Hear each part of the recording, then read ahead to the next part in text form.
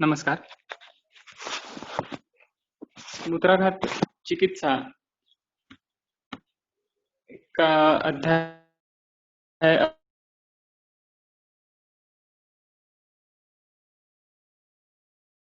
अब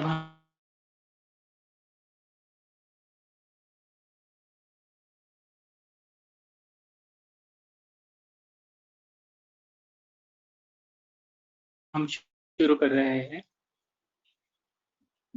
आपको अगर आवाज़ नहीं सुनाई दे रही है, तो आप मुझे चैट पर कॉन्टैक्ट कर सकते हैं और मेरा स्क्रीन शेयर्ड है, तो आप वहाँ भी ये देख सकेंगे।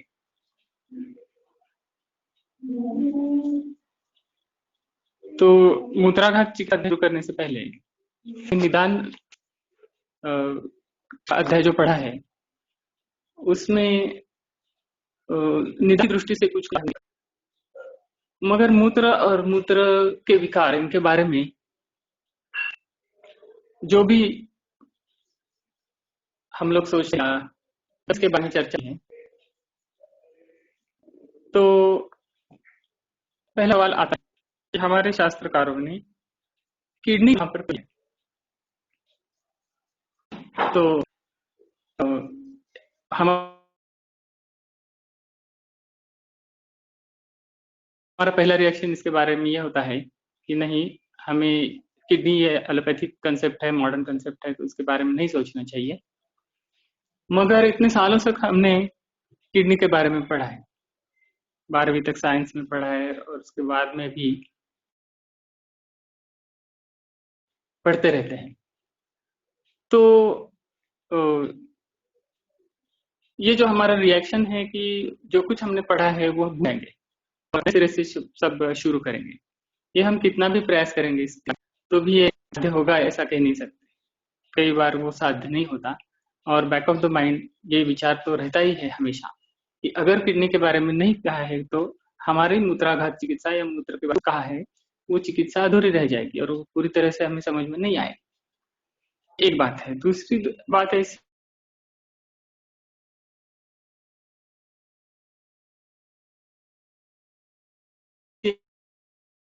है कि जब चिकित्सा के लिए हम प्रत्यक्ष व्यवहार में आते हैं और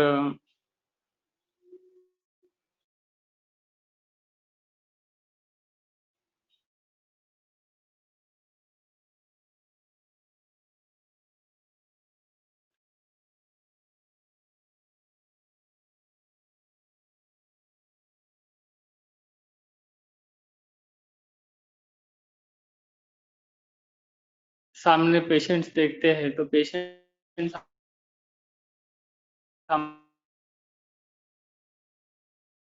हमारे पास जो कंप्लेंट्स लेके आते हैं वो तो मूत्र के बारे में होती है। अगर मूत्रा मूत्रा वह स्रोतस का कोई दुष्टि का लक्षण हो तो वो मूत्र के बारे में लेकर आते हैं। अगर कोई किडनी की बीमारी हो तो मूत्र के बारे में कोई को समझ हम नहीं सकते क्या हुआ है, हो सकता है इलाज है और क्यों नहीं दिया है। तो ये जो समस्या है इसके बारे में हम लोग पहले ही बात करें। अभी मेरा चिकित्सा का अध्याय तो वैसे बहुत बड़ा नहीं है, छोटा है, मगर इस बारे में विचार करके हम मूत्राघात चिकित्सा के अध्ययन करेंगे और एक्चुअल चिकित्सा तरफ जाएंगे। क्योंकि जब तक हम ये नहीं करते तब तक वो सिर्फ अध्याय का अध्ययन इतना ही हो जाएगा और चिकित्सा की दृष्टिकोण से, प्रत्यक्ष व्यवहार की दृष्टिकोण से जब तक आता नहीं है तब तक उसके बारे में हमारी धारणा अधूरी रहेगी। तो ये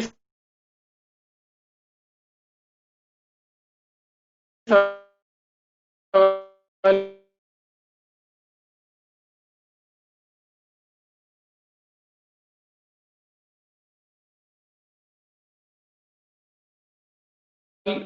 क्या है?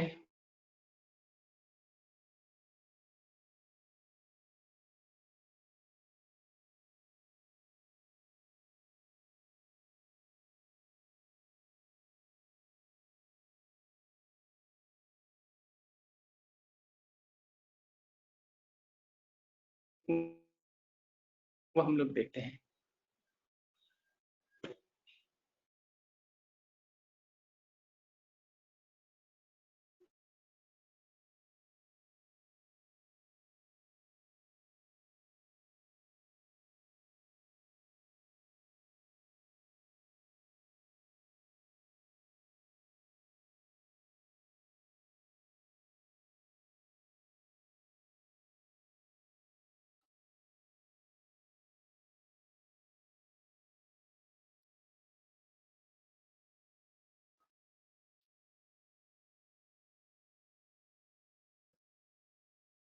Just a moment. It is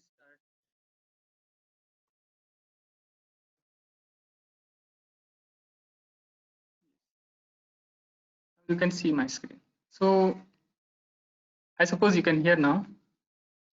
And we were talking about why kidneys are not mentioned in relation to Mutra.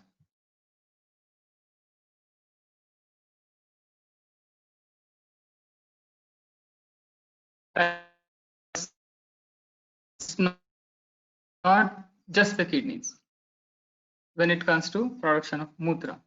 It's not just the kidneys, but because in lungs also the process also goes on, because when renin is secreted into kidneys, then that stimulates the lung tissue to create then angiotensin 2, and that is circulated in blood, and adrenal glands uh, are stimulated, and aldosterone is secreted, and that is essential for kidneys, salivary glands, sweat glands, and colon also.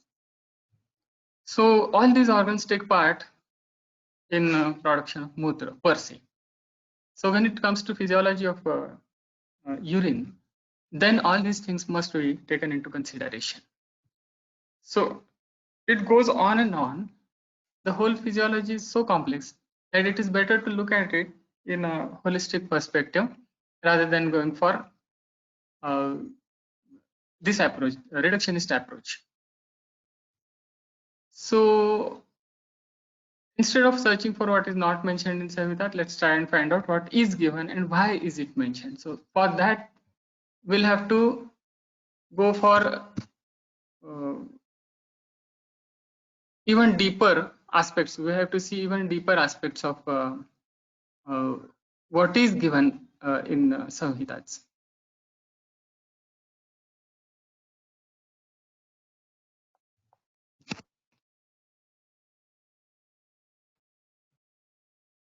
So let us go and see what is the actual Mutra Swarupa. So it is said that Annamala Kitta is divided into two parts.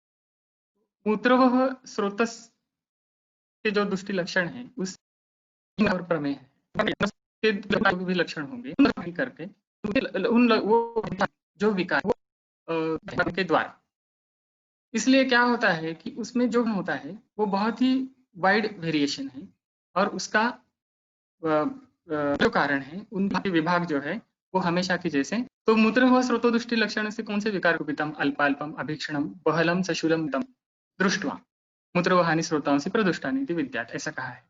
तो इसमें अतिसृष्ट अभीक्षण बहल ये जो है ये प्रमेह के अंदर आता है, और अतिबद्ध प्रकुपित अल्पाल्प ये प्रायः मूत्राघात के अंदर। मूत्र का स्वरूप क्या है? तो अन्न का जो मल है, अच्छा मल जो है वो मूत्र है, और घन मल जो है वो पुरीश है। और भी मूत्र क्या है? क्लेद जो धातु पचन के अंदर बनता है वो मूत्र के द्वारा उसका वहन होता है। हेलो सर, है वो दश अंजलि है। हाँ हाँ हाँ ये तो एक आवाज शेअर सर हो आवाज येतोय पण स्क्रीन दिसत नाही स्क्रीन पुन्हा एकदा शेअर करता का तुमचं अच्छा करतो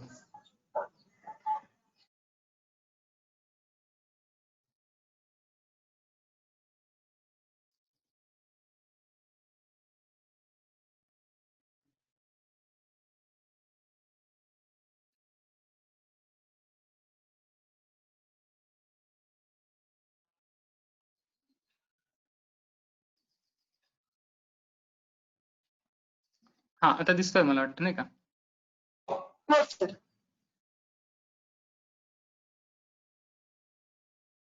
हाँ, तो ये अच्छे मल जो है वो मूत्र है। अब देखिए अब इसमें ऐसा होता है कि दोष धातु मल के बारे में हमें और बारीकी से देखना चाहिए क्योंकि ये जो सवाल है किडनीज क्यों बताई नहीं है इसका इससे ताल्लुक है क्योंकि हम लोग मूत्र की तरफ जो देखते हैं वो सिर्फ मूत्र मार्ग से बाहर पड़ने वाला द्रव इस तरीके से नहीं देखते वो मूत्र मार्ग से बाहर पड़ने वाला जो द्रव है वो तो वैसे देखा जाए तो दोष धातु मल की सिद्धांत की दृष्टि से देखा जाए तो जो बाहर पड़ता है वो द्रव्य तो कुछ भी नहीं है वो तो है उसको वो जब शरीर से जब से वो अलग हो जाता है तो वो अस्तित्वहीन हो जाता है शरीर की दृष्टि से तो जब तक वो शरीर में रहता है तब तक वो मल है और जब तक मल है तब तक उसे बाहर आना है जब तक शरीर के अंदर रहता है तो वो कुछ काम भी करता है जो कुछ वो काम करता है अगर शरीर में कुछ कार्य करता है वो मल भाग तो वो धातु है उसे धातु कहना चाहिए तो इस तरीके से दोष धातु मल ही एक दूसरे से जुड़े हुई संज्ञाएं हैं इसलिए ये संज्ञाएं हमें पहले समझनी पड़ेगी फिर हम इस सवाल का जवाब ढूंढ सकेंगे कि किडनी हमारे शास्त्र में क्यों नहीं लिखी है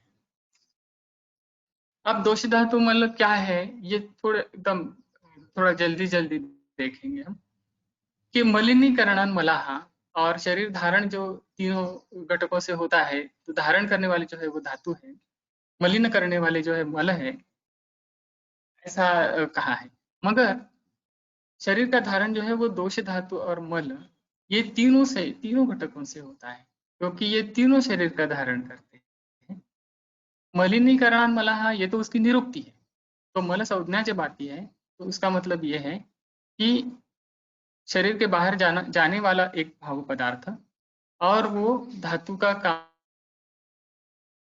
भी करता है जब धातु का काम करता है तो उसे धातु कहा जाता है इसलिए चरक ने मलाख्य धातु ऐसा शब्द प्रयोग किया है तो मल जब तक शरीर में है तब तक वो शुभ कर्म भी करता है और मल के द्वारा दोष कर्म जो है उसमें शुभ दोष कर्म उसमें से जो है वो मल के द्वारा भी जो होते हैं जैसे क्लेद का वहन अग्नि का धारण ये काम मल के द्वारा मूत्र और पुरीशयन मल के द्वारा होता है मल के द्वारा अशुभ दोष कर्म भी हो सकते हैं जैसे कि मूत्र में जो अशुभ दोष कर्म होगा उससे अश्वरी होगा या केश मल है उसमें जो अशुभ दोष कर्म होगा उसमें केश विकृति हो जाएगी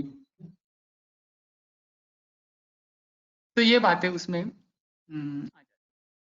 इसलिए मल धातु और दोष ये सब संज्ञाएं जो है उसको अलग दृष्टि से देखना हमारे लिए बहुत जरूरी है और ये जो संज्ञाएं हैं उनके बारे में हमेशा विपर्य किया जाता है समझते हुए जब हम लोग समझने का प्रयास करते हैं तो इन संज्ञाओं का विपर्य करते विपरीत अर्थ उसका निकालते हैं तो दोष मल के बारे में शारीरिक तत्व दर्शन नाम का एक ग्रंथ है हिरलेकर जी का तो उसमें इन संज्ञाओं का कैसे हम जाने आधुनिक परिप्रेक्ष्य से कैसे जाने इसका बहुत अच्छा ब्यौरा दिया है तो वो कहता है कि दोष धातु मलाख्येषु वैशिष्टम चेन्न विद्यते भिन्न संज्ञाभिराहुतिरायुर्वेदे कथम भवेत् अतः संज्ञा विपर्यासम दोषादीनाम न कारयेत् तो दोष इत्यादि का संज्ञा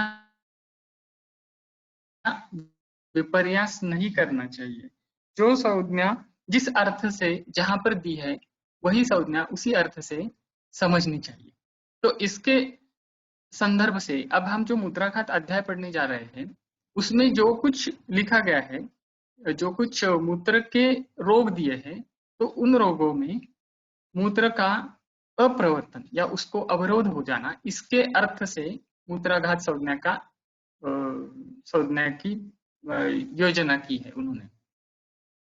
और बाद में जो अध्याय आता है प्रमेह, उसमें मूत्र का अति प्रवर्तन कॉमन है, इसलिए प्रमेह के अंदर जो विंशति प्रमेह, ऐसे अनेक वचन वहां पर इस्तेमाल किया है। इसका मतलब ये 20 प्रकार के रोग है, समझिए, अलग अलग रोग है जिसमें मूत्र का अति प्रवर्तन हो जाता है।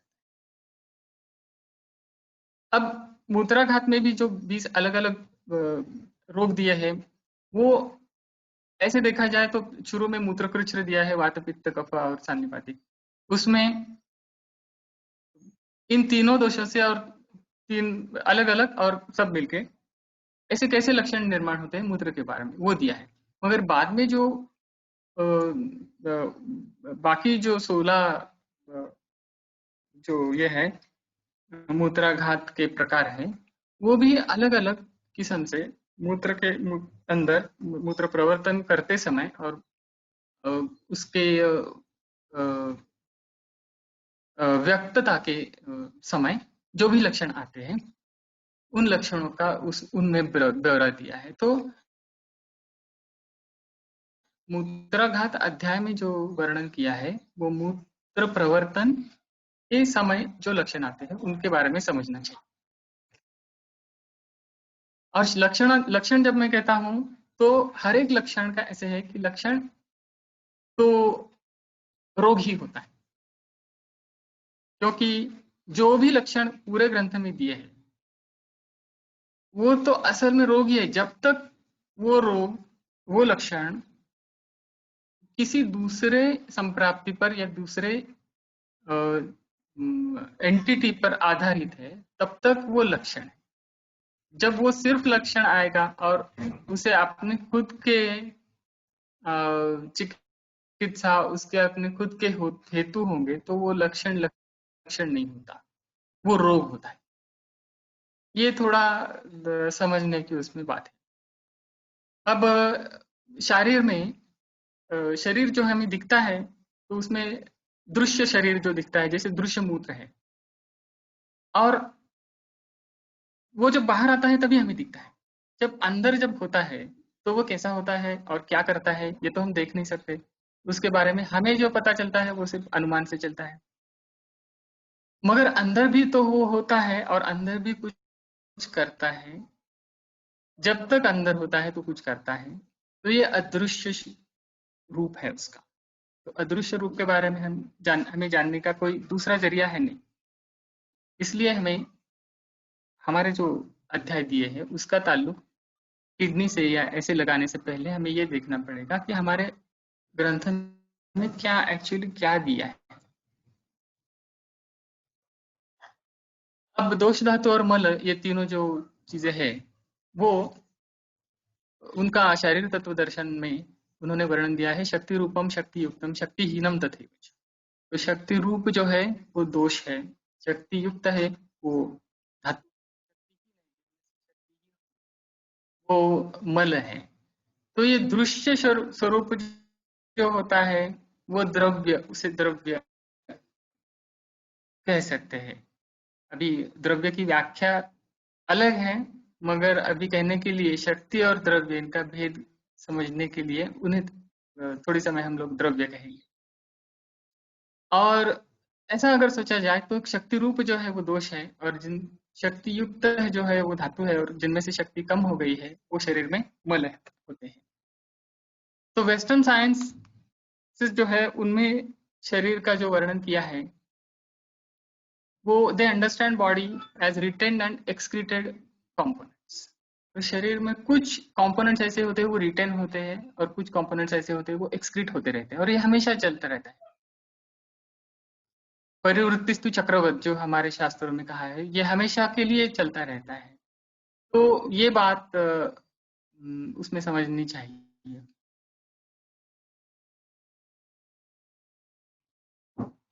अब दोष धातु मल ये जो हमने देखा अभी प्रयास किया समझने का, उसके साथ और एक बहुत बड़ी बात हमारे ग्रंथों में जो वर्णन की है वो है स्रोतस। और स्रोतस का स्वरूप जब तक हम नहीं जानेंगे ठीक तरीके से, तब तक हम उसके तह तक नहीं जा सकेंगे। तो मैं, अभी हमारे पास समय कम है, इसलिए मैं थोड़ा बहुत रश अप करूंगा। शरीर का जो वर्णन, पुरुष का जो वर्णन किया है, तो वो चरक विमान स्थान में वो कहते हैं कि स्रोतसाम अपि च एके स्रोतसाम में वो समुदाय पुरुष में, तो कुछ लोग ऐसे कहते हैं, उनको ऐसा लगता है कि स्रोतसों का समुदाय ही पुरुष है, ऐसा उन्होंने एक शंका ली है। तो इसका मतलब ये है कि कोई तो ऐसे था कि जिन्होंने स्रोतसों के बारे में बहुत विचार किया, और उन्हें ऐसा लगा कि ये पुरुष जो है ये पूरा स्रोतसों से ही बना है। अब मुझे सिर्फ इस शंका का जो पार्ट है ना, ये स्ट्रेस करना है।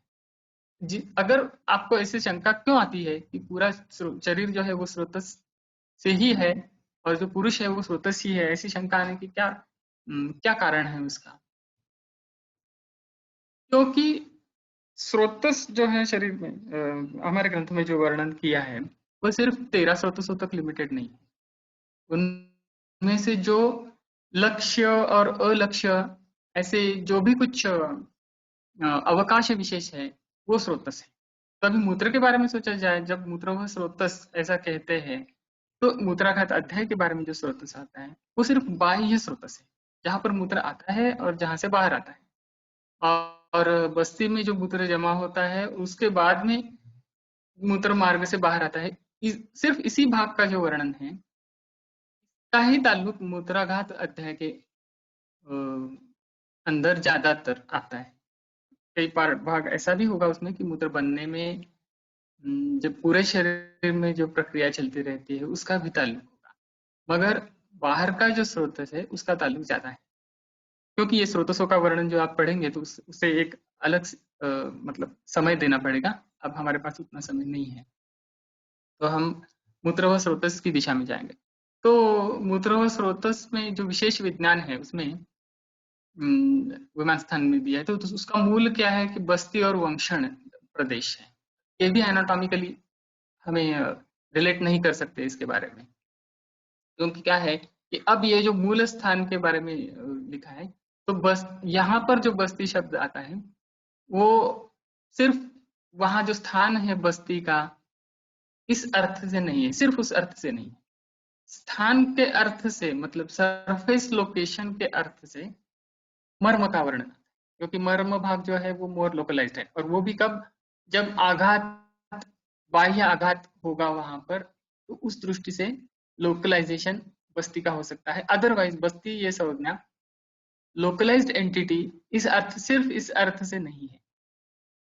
It is a non-local entity, relatively non-local entity, because we can localize it also and we cannot localize it also.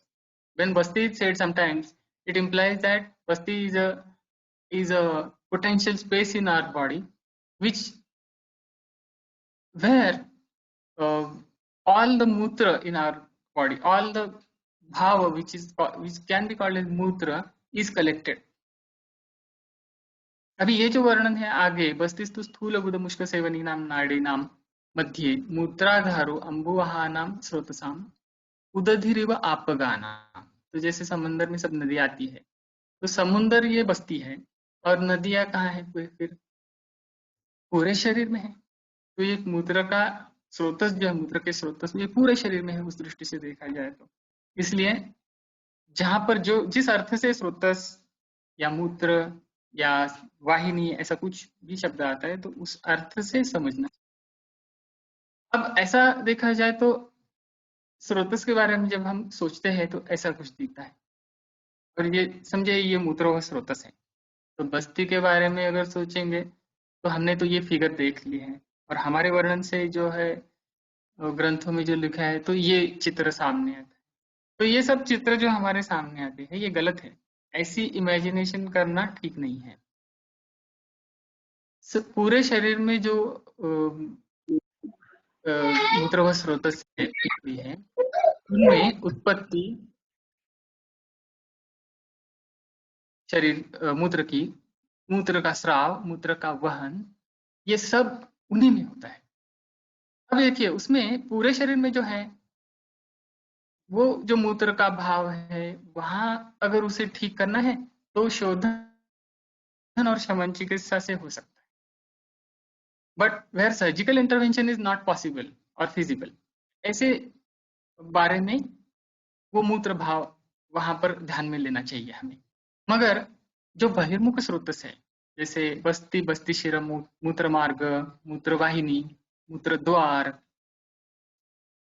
यहाँ पर यंत्र और शस्त्र कर्म के द्वारा चिकित्सा करना शक्य है, पॉसिबल है, इंटरवेंशन जो है वो पॉसिबल है या फिजिबल है, इसलिए इसका वर्णन मूत्राघात अध्याय में।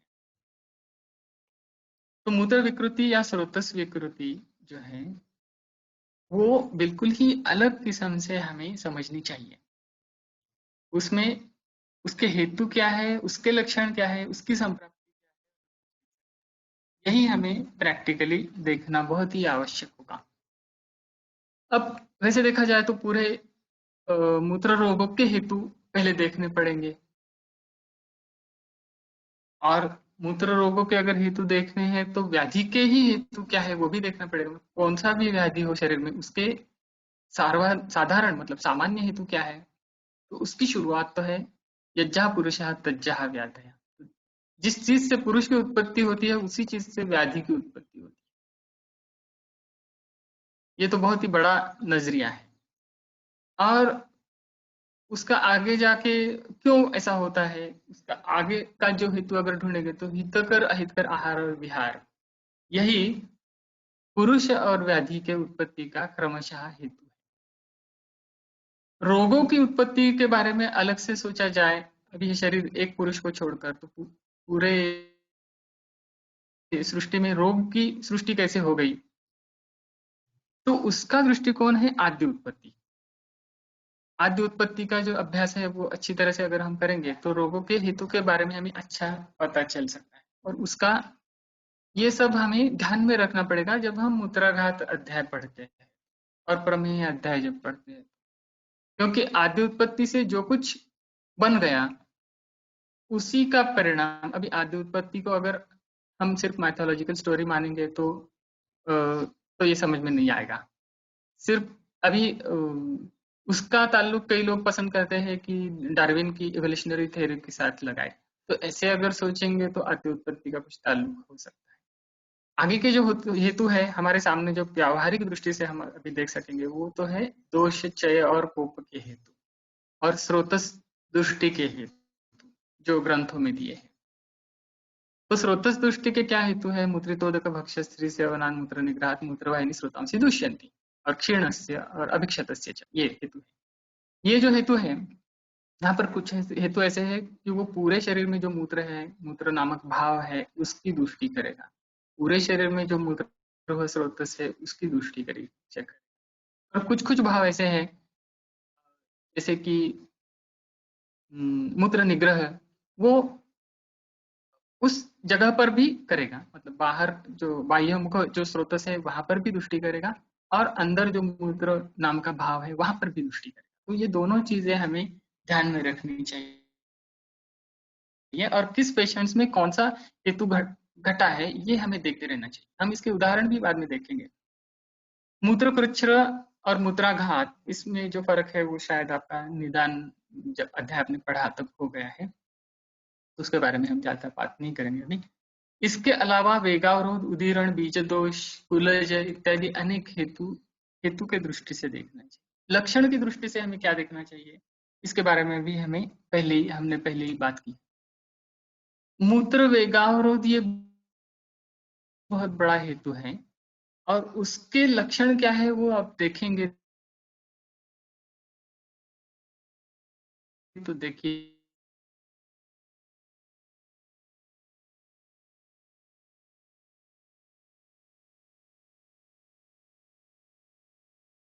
बस्ती में है ना शूलम, ये मूत्र के द्वार या वहां का लक्षण है।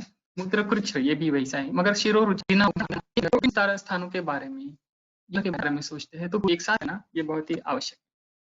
संप्राप्ति के बारे में अगर हम सोचा जाए तो हम्म, दोष की बस्ती कोष्ठ की तरफ जो गति होती है उसके द्वारा मूत्राघात और प्रमेह उत्पत्ति हो सकती है। और दूसरा एक संप्राप्ति का भाग ऐसा है कि मूत्र मार्ग का परिपीड़न अगर होता है तो भी मूत्र पृच्छ होता है। जैसे चरक ने मूत्र पृच्छ की संप्राप्ति दी है, मूत्र से मार्गम परिपीड़यन्ति। और हमें चिकित्सा जो करनी है वो इस संप्राप्ति में से क्या घटा है, कौन सी संप्राप्ति घटी है, वो देख के हमें चिकित्सा करनी है। उसके क्या क्या अंश होते हैं कि सार्वदैहिक शोधन, मूत्र संग्रहण या मूत्र विरजनीय द्रव्य या मूत्र। और भी क्या है कि चिकित्सा का अगर विचार करेंगे हम लोग, तो हम मूत्र चिकित्सा अभी पढ़ने जा रहे हैं, तो उस चिकित्सा में उन्होंने योग दिए हैं और चिकित्सा के क्रम भी दिए हैं, चिकित्सा के उपक्रम भी दिए हैं।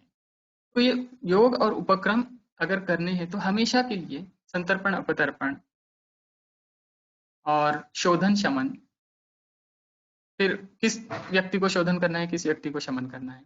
शोधन करना है तो ऊर्ध्व करना है या अधशोधन करना है, अधक करना है तो उसमें विरेचन देना है या निरूह देना है, या मूत्र मतलब उत्तर बस्ती देना है। ये सब बातें शुरू में सोचनी पड़ती, वो सब मूत्राघात अध्याय में फिर से नहीं लिखेंगे, वो तो हमें शुरू में सोचनी पड़ती है। वो तो एक बार ही दिया है सूत्र स्थान में, उसका ही एप्लीकेशन पूरे चिकित्सा स्थान में और उत्तर तंत्र में उसका ही एप्लीकेशन करना है। दूसरा एक एस्पेक्ट है चिकित्सा का, अभी मूत्र के बारे में खास करके, वो है मूत्र का शोधन। तो मूत्र विरेचन ऐसी संज्ञा आती है, तो उसमें मूत्र बस्ती का जो कोष्ठ है उसी को कोष्ठ समझकर वहां से मूत्र का विरेचन करना, वहीं से दोषों को निकालना, ऐसी बात उसमें होती है। दूसरा है कि शमन, शमन चिकित्सा में बहुत वेरिएशन है। और स्थानिक चिकित्सा, ये भी मूत्राघात अध्याय में बहुत ही अहमियत रखती है। मूत्र शोधन कैसे करेंगे, तो मूत्र विरेचन आया है, यदि मूत्र से अतिप्रवर्तनम करोति। अब ये कैसे करेगा द्रव्य, कौन सा भी द्रव्य, हम अभी इसके बाद में मूत्राघात अध्याय जब पढ़ेंगे तो अलग अलग द्रव्य आ जाएंगे, तो द्रव्यों के बारे में कैसे सोचेंगे। मूत्र विरेचन कैसे करते हैं द्रव्य, तो पहला तो है कुछ कुछ द्रव्य ऐसे होते हैं कि द्रव कफ को बढ़ाकर मूत्र का विरेचन कैसे, जैसे जल है, इक्षुरस है, शाली है, नवधान्य है। दूसरे कुछ द्रव्य ऐसे हैं कि वो मूत्र का ही संजनन करते हैं, मूत्र भाव जो है शरीर में पूरे उसकी ही निर्मिति करते हैं, जैसे कदली है, गोमूत्र है, पाषाण भेद है। और कुछ द्रव्य ऐसे हैं वो मेदो धातु को दुष्ट करके फिर मूत्र को बढ़ाते हैं, जैसे कि दधि है, मद्य है, ग्राम्य मांस है। इसका संदर्भ भी मैंने दिया है यहाँ वैद्य गोवा फड़के के किताब में, द्रव्य गुण की किताब में है। मगर इस संदर्भ से हमें ये सीखना है कि पूरे मूत्राघात अध्याय में जो भी द्रव्यों की लिस्ट आ जाएगी, तो उस लिस्ट में कौन सा द्रव्य क्या करेगा, ये हम कैसे सोचेंगे। वो मूत्र शोधन है या मूत्र विरेचन है या शमन है या सिर्फ वात शमन, पित्त शमन, कफ शमन है, ये हमें वहां पर देखना पड़ेगा। अब आता है मूत्र विरजन द्रव्य। तो विरजन का क्या मतलब है, दुष्टम मूत्रम प्रकृतो स्थापित। तो वहां की मूत्र भाव की जो दुष्टि है, दोषों से हुई है, वो प्रकृति पर लेके जाने के लिए, मतलब उसे नॉर्मल करने के लिए वो द्रव्य है। उसकी चरक में अगर लिस्ट हम लोग देखेंगे तो द्रव्य यहाँ पर है। और इसमें जो बहुत सारे द्रव्य दिए हैं तो ये एक गण बन जाता है, और उस वही सिर्फ दवाइयाँ लेनी चाहिए ऐसी बात नहीं।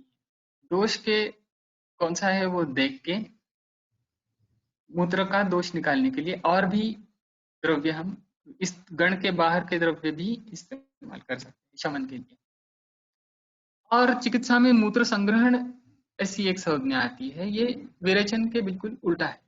ये क्या है कि अतिप्रवृत्त मूत्र है जो उसको उसका संग्रहण करती है, उसके द्रव्यों की यादी भी आ गई है। तो ये तो प्रमेय में इस्तेमाल हो जाएगी। मगर अगर मूत्राघात का कोई रुग्ण ऐसे है जिसमें अति प्रवर्तन हो गया, बाद में हो गया, या उसका हेतु अति प्रवर्तन का है और बाद में मूत्र का रुचिरता उसमें आ गई है, तो वो देखना पड़ेगा। और दूसरी ऐसी बात है कि मूत्राघात के लिए जब हम पित्तज मूत्र रुचिर की समझो चिकित्सा कर रहे हैं, तो वहां पर पित्तग्न और मूत्रगामी ऐसे द्रव्य हमें इस्तेमाल करने हैं जो मूत्र का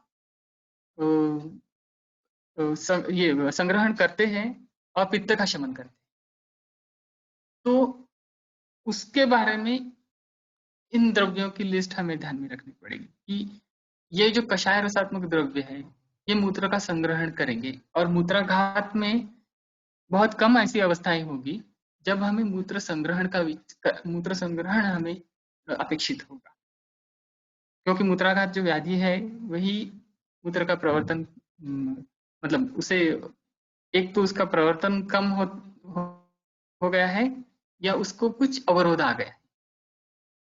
तो प्रवर्तन ज्यादा है और अवरोध है, तो अवरोध के दृष्टि से देखा जाए तो भी कषाय द्रव्यों का प्रयोग योग्य नहीं होगा।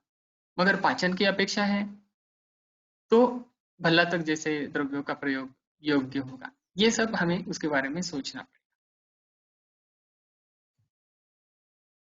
अब आता है स्थानिक कर्मों का, तो उसका जिक्र मूत्राघात अध्याय में बार बार आता है। वहां पर लेप जो है, शीत लेप या बाह्यतः शीत उपचार जो है वो दाह प्रधान विकारों के लिए करना। स्थानिक स्नेहन स्नेहन स्वेदन ये शूल प्रधान अवस्था में करना बेहतर होगा।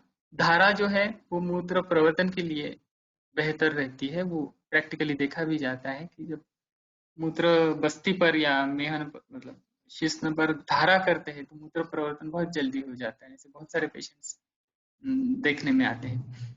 अवगाह जो है वो अनुलोमन के लिए, अश्मरी पातन के लिए करना अच्छा रहेगा, या अश्मरी के अनुलोमन के लिए अच्छा रहेगा, क्योंकि अश्मरी कभी कभी मूत्र मार्ग में रुक जाता है और उसका आगे मूवमेंट हो नहीं सकता, मतलब रुक सा जाता है। तो ये धारा या अवगाह का प्रयोग बहुत ही उसमें फायदेमंद साबित होता है। दूसरा है शला का, वो मूत्र मार्ग अन्वेषण के लिए या मूत्र मार्ग शुद्ध्यर्थ करना चाहिए, ऐसा ग्रंथों में उल्लेख आया है। फिर उत्तर बस्ती जो है वो विविध विकारों के लिए दिए जाते हैं। और भी विशिष्ट कर्म और द्रव्य आए हैं मूत्राघात अध्याय।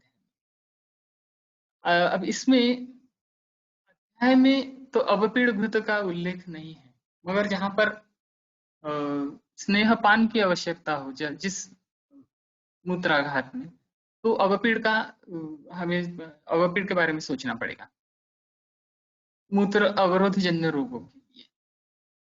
और उसका वर्णन यह है कि मूत्रजेषु च पाने च प्राग्भक्तम शस्यते घृतम जीर्णांतिकम च उत्तमया मात्रया योजनाद्वयम्। इसके बारे में काफी चर्चा अभी तक हो चुकी है, मगर फिर भी कई लोगों के इस्तेमाल में ये जैसे दिया है वैसे बहुत ही कम लोग इसका प्रयोग करते हैं। क्योंकि यहाँ पर क्या लिखा है कि घृतपान जो है वो प्राग्भक्त करना चाहिए, और मतलब अपान काल में करना चाहिए अन्नादो,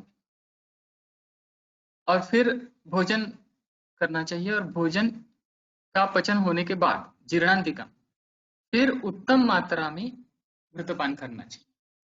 तो इसका मतलब है अगर अपान काल में घृतपान किया तो वो उसकी मात्रा तो कम रहेगी। उसके बाद भोजन करना है, समझिए दोपहर का भोजन ले लिया, तो दोपहर का भोजन जब जीर्णांतिक मतलब वो जीर्ण हो जाता है, तब शाम को या अगर समय आपको ग्रीष्म ऋतु है तो रात में घृतपान करना पड़ेगा। ये उत्तम मात्रा में करना, ये कम मात्रा में करना योग्य नहीं होगा। तो उत्तम मात्रा तो 24 घंटे में पचन हो जाता है उसका, तो वो दूसरे दिन रात तक उसने कुछ खाना नहीं चाहिए उस व्यक्ति ने। तो इस तरीके से अवपीड़ घृत का इस्तेमाल करना चाहिए। और भी विशिष्ट कर्म या द्रव्य कह सकते हैं, उसमें इक्षु का उल्लेख है। जैसे इक्षु जो है वो मूत्र जनना नाम अग्रम है, अग्र लिखा है। मैंने काफी इसका इस्तेमाल किया है मेरी प्रैक्टिस में, खास करके इक्षु मूल मिलना तुलना में आसान है, और कुछ कुछ लोग ऑर्गेनिक लगाते हैं, तो वहां उनसे वो प्राप्त कर सकते हैं। कुछ मतलब फर्टिलाइजर्स ना डाला हुआ ऐसा जो इक्षु है वो बाजार में मतलब बाजार में तो नहीं मिलता, मगर इन लोगों के जरिए हमें मिल सकता है। फिर गोक्षुर है, वो बहुत अग्र मूत्र नाशक है। ये विशिष्ट कर्म और विशिष्ट द्रव्य उसमें हम इस्तेमाल कर सकते हैं। तो ये बैकग्राउंड हमने देख ली मूत्राघात अध्याय की।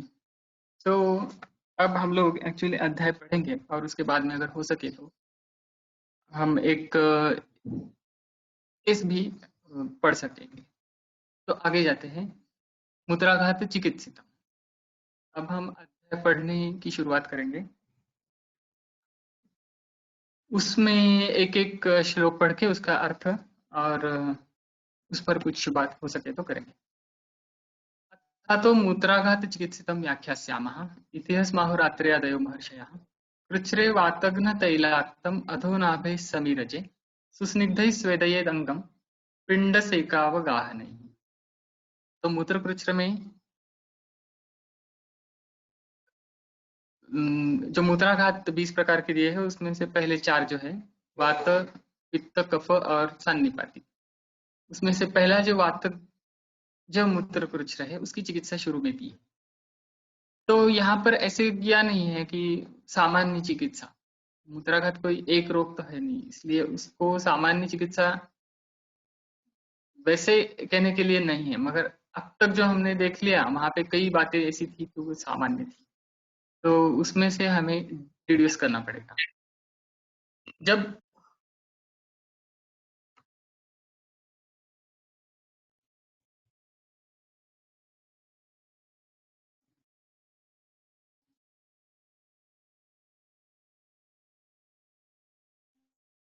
जब पेशेंट हमारे सामने आता है तो इसके लिए हमें अगर एक्यूरेट ट्रीटमेंट करनी है तो उसके जो हमने अभी तक डिस्कस किए वो सभी पॉइंट्स जो है वो देखना हमें बहुत ही आवश्यक।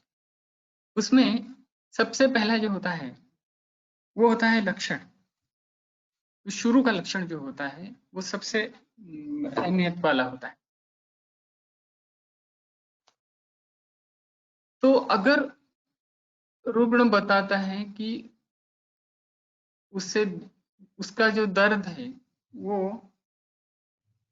तोद के जैसा है या सुई चुभने के जैसा है, या मराठी में ऐसे कहते हैं कि चमक या चमकने जैसा दर्द होता है, या डल एक जिसे बोलते हैं शूल के जैसा होता है, या दर्द होता रहता है, तो उसमें वात होने की संभावना बहुत ज्यादा है। संभावना ज्यादा है ये मैं इसलिए कहता हूँ कि सिर्फ हमें हमेशा यही कहना चाहिए कि there should be always room for other possibilities. क्योंकि हम जब व्यवहार में जब चिकित्सा करते हैं तो अगर दूसरे पॉसिबिलिटीज अगर हम ध्यान में नहीं रखेंगे तो एक ही लाइन पे हम रुक जाते हैं और वहां मिस्टेक होने के चांसेस बहुत ज्यादा है। वैसे आयुर्वेद चिकित्सा का वैशिष्ट्य ये है कि वहाँ मिस्टेक होने के चांसेस कम है। ये मैं क्यों कहता हूँ? क्योंकि यहाँ पर पहला जो दृष्टिकोण है आयुर्वेद चिकित्सा में कौन से भी रोग के, वो पहले उस लक्षण को होलिस्टिकली दोषों के द्वारा डिवाइड करना, ये पहला जरिया है। फिर जैसे हम लक्षणों को डिवाइड करते हैं, जिस तरीके का लक्षण रोग बताता है उस उसके द्वारा हम लोग उसके हेतुओं का भी हेतुओं की जांच कर सकते हैं। क्योंकि हेतु तो अनंत होते हैं और उस रुग्ण में कौन सा हेतु हो गया है ये कैसे हम ढूंढेंगे? तो पहले लक्षण सुन के या देख के, लक्षण देख के भी, जैसे अगर रुग्ण आ गया तो वो स्थूल है या पुरुष है ये तो पहले एक बात समझ में आ जाती है।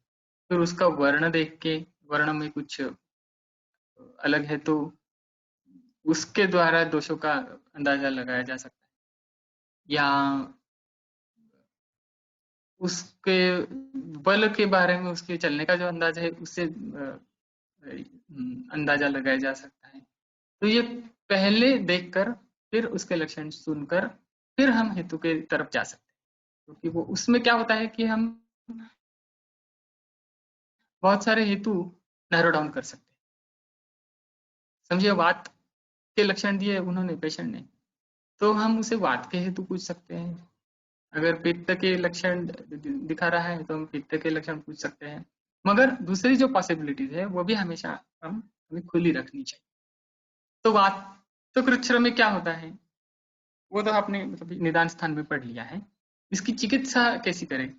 तो कृच्छ्रे वातघ्न तैलाक्तम अधोनाभे समिरिचे, तो ये बहुत ही आसान है। पहले तो वातज कृच्छ्र ऐसा आपका निदान हो गया, तो नाभि के नीचे वातघ्न तैल का अभ्यंग करें, सुस्निग्ध ही, बहुत अच्छी तरीके से करें। अब ये जो एक एक शब्द और एक एक उसका हम्म, उपसर्ग है, जैसे स्निग्ध नहीं कहा है, सुस्निग्ध कहा है, तो you have to take it literally. सुस्निग्ध मतलब बहुत अच्छी तरह से लगाना चाहिए। कितना अच्छी तरह से लगाना चाहिए? तो स्नेहन कैसे करते हैं? बाह्य स्नेहन, बाह्य स्नेहन करने के बहुत ही ज्यादा हमारे पास पर्याय हैं। सिर्फ तेल लगाना, या बहुत ज्यादा तेल लगाना, या टिश्यू रखना वहां पर, या तेल की धारा करना, या पेशेंट को उठाकर तेल की द्रोणी में बिठा देना, ये सब स्नेहन है। और ये आप जितना अच्छा कर सकते हैं सुस्निग्ध, उतना अच्छा है। तो अगर ये जो चिकित्सा की जो दिशाएं हैं वो हम सीरियसली ले लें, तो उसका बहुत ही अच्छा असर हमें दिखने मतलब प्रैक्टिकली दिखाई देता है। अगर वात्रज कुरुच्र ऐसा आपका पक्का निदान है, तो हमें उसे बहुत ही ज्यादा, जितना ज्यादा हो सके ऐसा अच्छी तरीके से स्नेहन करना चाहिए। अब देखिए, जितना ज्यादा हो सके ऐसा अगर कहेंगे तो इसका ये मतलब नहीं है कि उसे स्नेहन का अतियोग करें। अब यहाँ पर जो स्नेहन अधोनाभि लिखा है, इसलिए ये तो बाह्य स्नेहन ही है, मगर उसका भी तो अतियोग हो सकता है। अभ्यंतर स्नेह का अतियोग होने के चांसेस ज्यादा है। और यहाँ पर वातज कुरुच्र भी है, तो भी अभ्यंतर स्नेह नहीं करना चाहिए ऐसे नहीं कहा है। स्नेह स्निग्ध करना चाहिए उसके शरीर को। अगर अभ्यंतर स्नेह की उसकी अवस्था है तो वो भी हम दे सकते हैं। उसके बाद स्वेदयेत अंगम पिंड सेकावगाहन, उसके बाद स्वेदन करना चाहिए। कैसे करना चाहिए? तो पिंड के द्वारा या सेक के द्वारा, मतलब परिषेक के द्वारा या अवगाह के द्वारा। अभी स्वेदन करने के लिए आप सिर्फ वृक्ष स्वेद भी दे सकते हैं, बहुत ही ऑप्शनल, मतलब क्या कहते हैं, अपवादात्मक अवस्था में आप वृक्ष स्वेद दे सकते हैं उसे, क्योंकि वातज कृच्छ्र भी है और रुग्ण स्नेहन के लिए योग्य नहीं। ऐसी भी अवस्था आ सकती, स्थानिक अवस्था आ सकती है, या अभ्यंतर स्नेह देने में भी अवस्था में कुछ मतलब प्रतिरोध हो सकता है, अपवाद हो सकता है। तब हम जिस चीज के द्वारा हम उसे स्वेदन करेंगे उसके बारे में हमें सोचना चाहिए। अगर ऐसी अवस्था है तो, जैसे कि अगर बस्ती पर हमें स्नेहन नहीं कर सकते क्योंकि वहां पर कुछ क्लेद प्रधान कुष्ठ भी है, तो हम बाहर से स्नेहन नहीं कर सकेंगे, तो फिर पिंड स्वेद करने के लिए हम वृक्ष द्रव्य का इस्तेमाल भी कर सकते। ये पॉसिबिलिटी हमें ध्यान में रखनी। नहीं तो सिर्फ चावल की पोटली के द्वारा जिसमें स्नेह नहीं लगा हो ऐसी हम इस्तेमाल कर सकें, तो ये बहुत ही अपवादात्मक अवस्थाएं हैं। इसके बारे में ज्यादा कहना मतलब उसका ही नियम बनाया जाए ऐसे तो नहीं कर सकते। मगर मैं ये क्यों बता रहा हूँ, मुझे रेंज बतानी कि सुस्निग्ध कहाँ है तो उसकी रेंज, एक्सट्रीम रेंज क्या है, और स्नेहन ही नहीं करना है तो उसकी भी एक्सट्रीम रेंज क्या हो सकती है। ये दोनों पॉसिबिलिटीज हमें ध्यान में रखनी चाहिए, क्योंकि पेशेंट हमारे सामने जो आता है वो अलग अलग अवस्था में आ सकता है। अब आगे द्रव्य लिखे हैं, दशमूल बलैरंड यवाभिरु पुनर्नवैः कुलत्थ कोलपत्तूर वृश्चिगोपल भेदकैः। तो दशमूल बला एरंड, यव, अभिरु मतलब शतावरी, पुनर्नवा, कुलत्थ,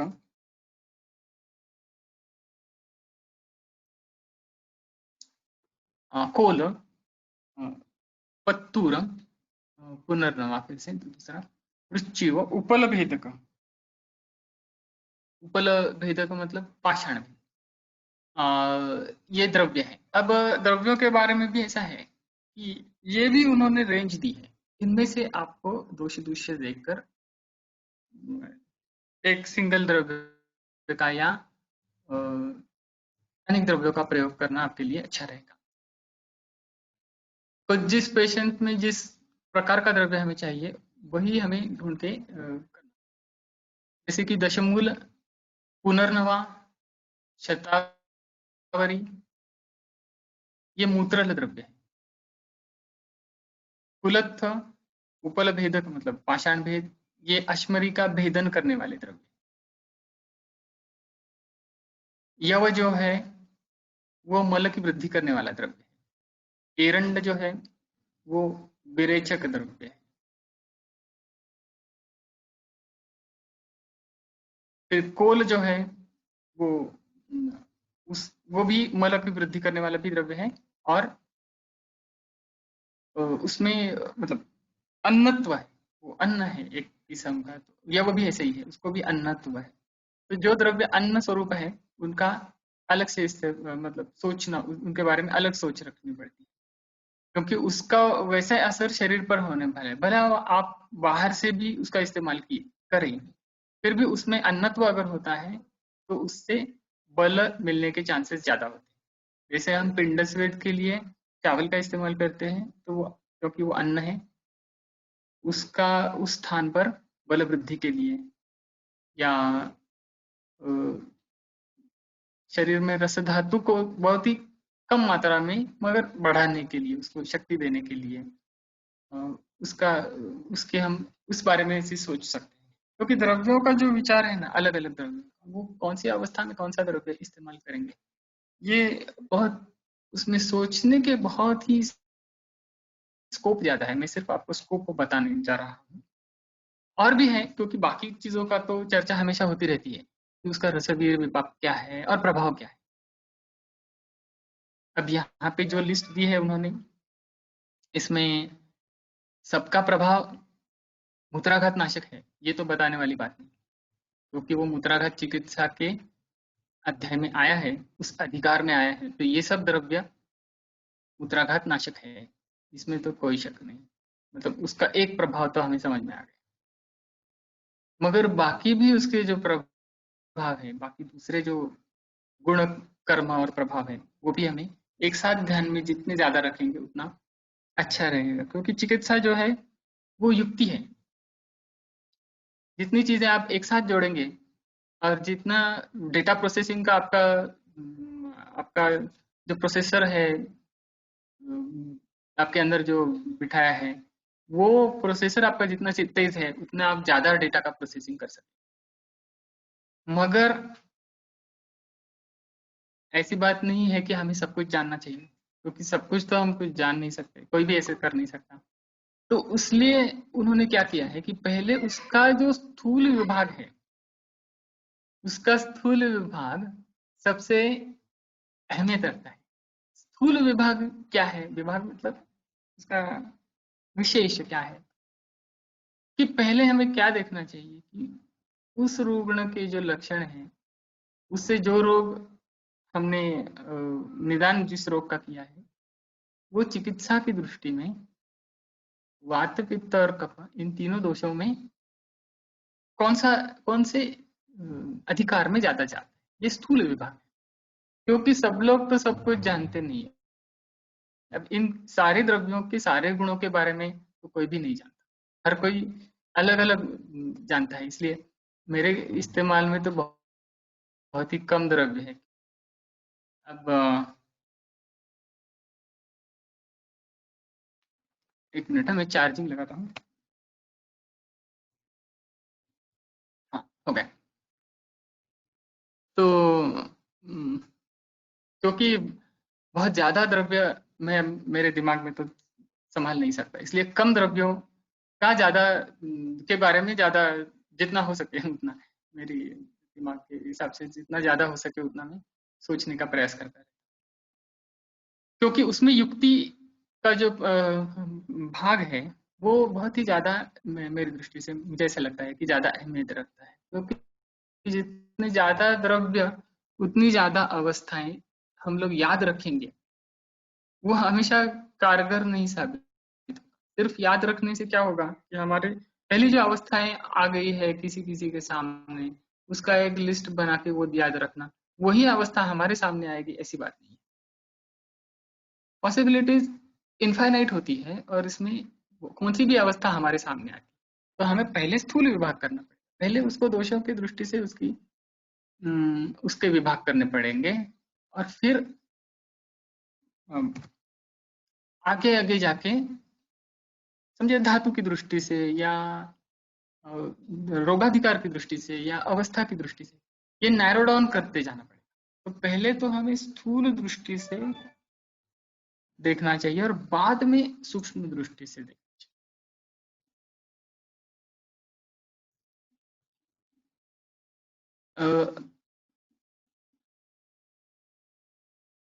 आगे जाते हैं।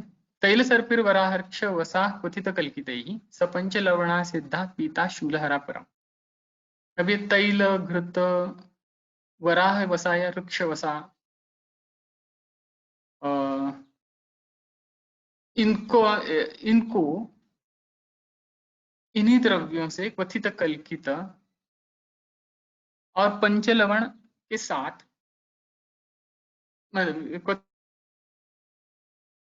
क्वथित कल्कित से सिद्ध करना और पंचलवण के साथ पीना, ये परम शूलहर होता है। अब यहाँ पर स्नेहपान है और यहाँ पर भी चार स्नेह, तीन स्नेह कह सकते हैं, वसा सर्पी और तैल मज्जाने, और इसको भी सभी स्नेहपान के नियम लागू हों।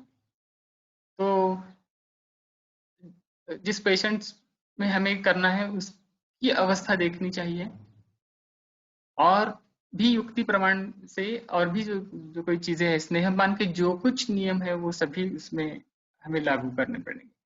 जैसे तैल कब यूज करना है, सर्पी कब यूज करना है, वसा कब इस्तेमाल करना है, तैलम प्रावरुषि, प्रावरुट काल में तैल ज्यादा अच्छा रहेगा।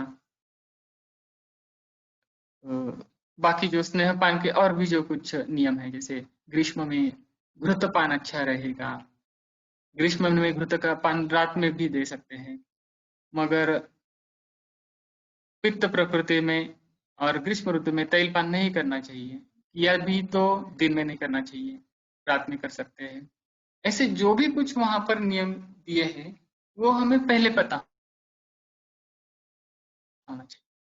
वो अगर पहले पता होगा तो हम मूत्राघात हो या ज्वर हो या कोई भी और रक्तपित्त हो, राजयक्ष्मा हो, किसी भी रोग में वो नियम हम यहाँ लागू करेंगे या करनी चाहिए। तो ये स्नेहपान का विधान है, और इस विधान में प्रधान जो फलश्रुति है उसमें परम शूलहर ऐसा लिखा है। तो इसका मतलब ये नहीं कि ये सिर्फ शूल होगा तो ही इस्तेमाल किया करना चाहिए।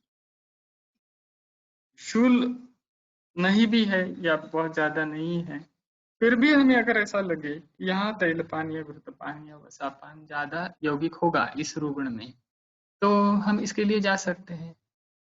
तो यहाँ पर भी वही बात है जैसे मैंने बताया कि सभी पॉसिबिलिटीज के लिए हमें हमारा दिमाग जो है वो खुला रखना चाहिए। द्रव्यान्यतानि पानानि तथा पिंडोपनानि सह तैल फलेर्यंजात सात सामलानि स्नेहवंती च। अब ये जो द्रव्य यहाँ पर दिए हैं, पहले तो लिस्ट दी है दशमूल बलेदंड वगैरह, फिर दी है तैल सर्पी वराह वृक्षवसा और पंचलवण। ये जो द्रव्य है ये पान के लिए, अन्न में इस्तेमाल करने के लिए, पिंड के लिए, उपनाहन के लिए, तैल फल के साथ उनकी योजना करनी चाहिए। सामलानी स्नेहवंती, और उसके साथ अम्ल द्रव्य और स्निग्ध द्रव्य भी होना चाहिए। अब ये जो अधिकार है ये ध्यान में रखना चाहिए। फिर से एक बार, ये वातज मूत्र कृच्छ, तो वातज मूत्र कृच्छ की संप्राप्ति यहाँ पर हमें सामने रखनी चाहिए इन द्रव्यों का और इन उपक्रमों का, क्रियाक्रम का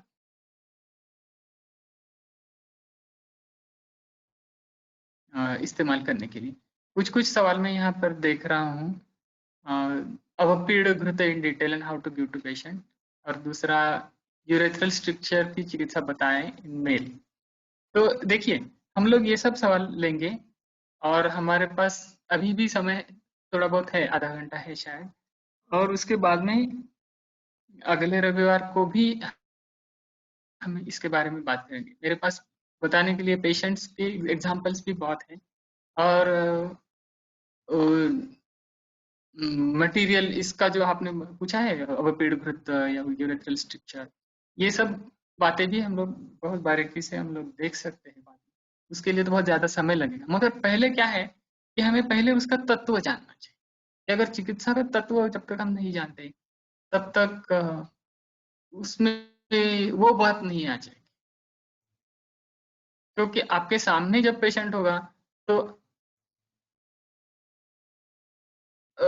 मैंने जो बताई है वो चिकित्सा इस्तेमाल करना उस पेशेंट के लिए ठीक नहीं होगा। जैसे समझिए, मैंने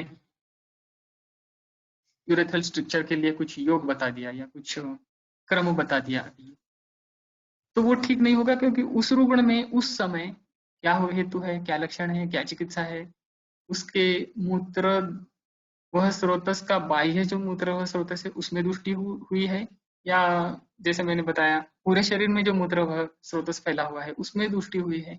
ये सब बातें आपको बारीकी से सोचनी पड़ेगी, भले वो यूरेथ्रल स्ट्रक्चर क्यों ना हो, क्योंकि उसके यूरेथ्रल स्ट्रक्चर का ताल्लुक तो कई और बातों से भी हो सकता है। कई प्रमेह के रुग्णों में यूरेथ्रल स्ट्रक्चर हो जाता है, तो वहां पर हमें अवरोधजन्य मूत्राघात सोचना चाहिए, या अति प्रवर्तन जन्य प्रमेह सोचना चाहिए। ये बातें हैं ना उसमें, तो कॉन्फ्लिक्ट आ जाता है। तो उस कॉन्फ्लिक्ट को कैसे हम उसकी युक्ति क्या है, उसको सुलझाने की युक्ति क्या है, ये हमें पहले सीख लेना है। तो थोड़ा मैं ये मानता हूँ कि मेरा जो ये सब कहना है, ये थोड़ा आपको कठिन लगता हो, मेरी बताने की जो पद्धति है वो भी बहुत कॉम्प्लिकेटेड लगती हो, मगर मैं क्या कहना चाहता हूँ आप कृपया समझ लीजिए। क्योंकि जब तक हम उसके जड़ तक नहीं जाएंगे, क्या दिया है उन्होंने और क्यों दिया है, तब तक हम हमारे सामने जो पेशेंट आएगा उसकी चिकित्सा ठीक से नहीं कर सकते। अवपीड़ित घृत के बारे में तो शॉर्ट में मैंने बता दिया है, वो आप फिर से ग्रंथ में जाके बारीकी से पढ़ेंगे, टीका पढ़ेंगे तो आपको डिटेल समझ में आ जाएगा। मूत्र प्रवृत्ति की संवेदना नहीं होती, उसमें क्या चिकित्सा देनी चाहिए, ये ये कुछ समझ में नहीं आ रहा है। क्रॉनिक किडनी फेलियर में कैसे विचार करें, अवयव में भी विकृति आती है, मूत्र में भी। हाँ, जब मूत्र में विकृति आती है तो हमें मूत्र की विकृति के बारे में सोचना चाहिए, और जब स्थान में विकृति आती है तो हमें स्थान के बारे में सोचना चाहिए। ये दोनों चीजें उसमें हो सकती है। अब इन दोनों के पीछे क्या है कि उसका मूल कारण कुछ और ही होता है। जैसे किडनी फेलियर भी हो तो उसका मूल कारण तो दोष और दोषों की विकृति है। दोष शरीर में पूरे दोषों का संचय प्रकोप कैसे हुआ है वो देखना चाहिए, क्योंकि उसके हेतु जो है वो बहुत ही दीर्घकाल और फैले हुए हो सकते हैं। उसके कुलज हेतु भी हो सकते हैं, उसके सगर्भावस्था में हेतु भी हो सकते हैं, उसके बचपन में भी हेतु हमें ढूंढ सकते हैं, या उसके बाद में भी अलग अलग हेतु हो सकते हैं। और उन हेतुओं के द्वारा अगर उसे समझिए, उसके तरुण वय जब था उस पेशेंट का किडनी फेलियर का, समझिए उसको अम्ल पित्त था, वो अम्ल पित्त ठीक हो गया, उसके बाद में उसे शीत पित्त शुरू हो गया, वो ठीक हो गया, उसके बाद में उसे कुष्ठ हो गया, वो भी ठीक हो गया, उसके बाद में उसे पांडु हो गया, और ऐसा करते करते आपने जब ब्लड चेक किया तो इसको किडनी फेलियर है, ऐसे आप समझ में। देखिए मैं क्या कह रहा हूँ, अगर आप ये सब और हम लक्षणों का अगर देखें तो पहले अम्ल पित्त था, फिर शीत पित्त था, फिर कुष्ठ था, फिर पांडु था, तो हमारा रोगाधिकार तो इन सब रोगों में मिलेगा। हमें हमें थोड़ी ना किडनी फेलियर में उसका रोगाधिकार मिलेगा। उसको क्या लक्षण है और उसको उसके लक्षणों की बढ़ोतरी कैसे कैसे होती जाती है, उसमें हमें मिलेगा। हाँ, अगर उसके बाद में जाके उसको मूत्राल पता है या मूत्र वृद्धि है या मूत्र में भी कुछ लक्षण है, तो उसको अलग दृष्टि से भी हम देख सकेंगे। मगर उसका रोगाधिकार, उसके दोषों का संचय, उसके दोषों का प्रकोप कैसे हुआ है उस पर्टिकुलर पेशेंट में, ये जनरलाइज नहीं कर सकते। किडनी फेलियर जनरलाइज करके उसके लिए कुछ आयुर्वेदिक ट्रीटमेंट ढूंढे, ये हम कैसे कर सकेंगे? बहुत ही मुश्किल बात है। जनरलाइजेशन नहीं कर सकते। किडनी फेलियर ये डायग्नोसिस के बारे में मुझे कोई आपत्ति नहीं। ये तो डायग्नोसिस कोई भी कर सकता है और वैसे होता भी है। मगर हमें अगर हमारी दृष्टि से अगर देखना है तो हमारी दृष्टि से आयुर्वेद की दृष्टि क्या उसका मतलब कैसे उसका इंटरप्रिटेशन करेंगे, ये हमें हमारी दृष्टि से देखना चाहिए। इसीलिए शुरू में ही मैंने बताया कि हमारे शास्त्र में क्या नहीं है उसके बारे में मत उसके बारे में अभी मत सोचिए मत। पहले क्या दिया है वो पूरी तरह से जान लेंगे, पूरे जड़ से जान लेंगे कि हमारे शास्त्र में क्या दिया है। क्या दिया है वो पूरी तरह से अगर समझ में आ गया और साथ साथ हमने इस्तेमाल भी उसका किया, तो हमें अनुभव आ जाएगा और अनुभूति से ये हो जाएगा। देखिए, हमारे शास्त्र में जो अलग अलग भावों के बारे में जो वर्णन है, वो हम किसी भी लेबोरेटरी में नहीं ढूंढ सकते, या सिर्फ डिसेक्शन करके डेड बॉडी पर देख के, सिर्फ वही देख के हम लोग उसका इंटरप्रिटेशन नहीं कर सकते। हमारे शास्त्र में जो जो कुछ वर्णन है उसकी हम सिर्फ अनुभूति ले सकते हैं, खुद अपने अंदर झांक कर ही उसका पता चल सकता है। बाहर से या डिसेक्शन कर करके या उसका बायोकेमिकल एनालिसिस करके कुछ और होता है। वो अच्छा है बुरा है इसके बारे में मैं नहीं जानता, मगर हमारे शास्त्र में जो दिया है वो अनुभव का विषय है और वो खुद अनुभव करके ही वो हम लोग जान सकते। देखिए, ऐसी बात नहीं है इसमें कि आप विश्वास करो और विश्वास रखो, ये बात नहीं है। बिलीफ जो है उस ये कोई काम की चीज नहीं। बिलीफ करने में कोई फायदा नहीं। अब मैं विश्वास करता हूँ आयुर्वेद पर, ये गलत वाक्य है। विश्वास करने की कोई जरूरत नहीं। हमें उसकी अनुभूति करनी चाहिए, तभी हमें पता चलेगा। विश्वास करने से सिर्फ विश्वास हो जाएगा, उसका कोई मतलब नहीं। अगर अनुभूति लेंगे तो समझने के चांसेस बढ़ जाएंगे। इसलिए मैंने शुरू में थोड़ा कॉम्प्लेक्स विषय था, इसीलिए फिर भी मैंने दोष धातुमल उसका उसका स्वरूप हमें कैसे समझना चाहिए अंदर ही अंदर, खुद के अंदर, ये खुद खुद में देखने की वाली बात है। दोष धातुमल जो है वो हम पहले खुद में देखेंगे, फिर बाद में पेशेंट के अंदर देख सकते हैं।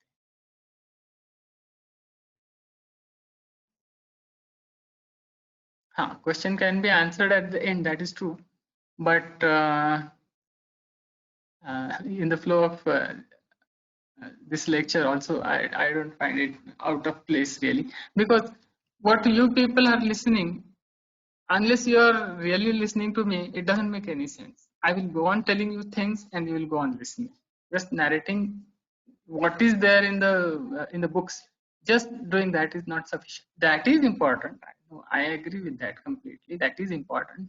Reading the Muttaragata Chikitsita with utmost care, with all the explanation and all the uh, details of wording and its anvay and word and meaning of each and every sentence and each and every word is very important, extremely important. But for that, the people who are listening,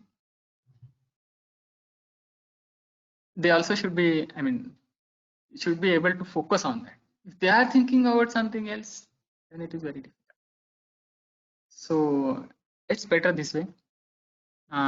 We will also read that there, no problem.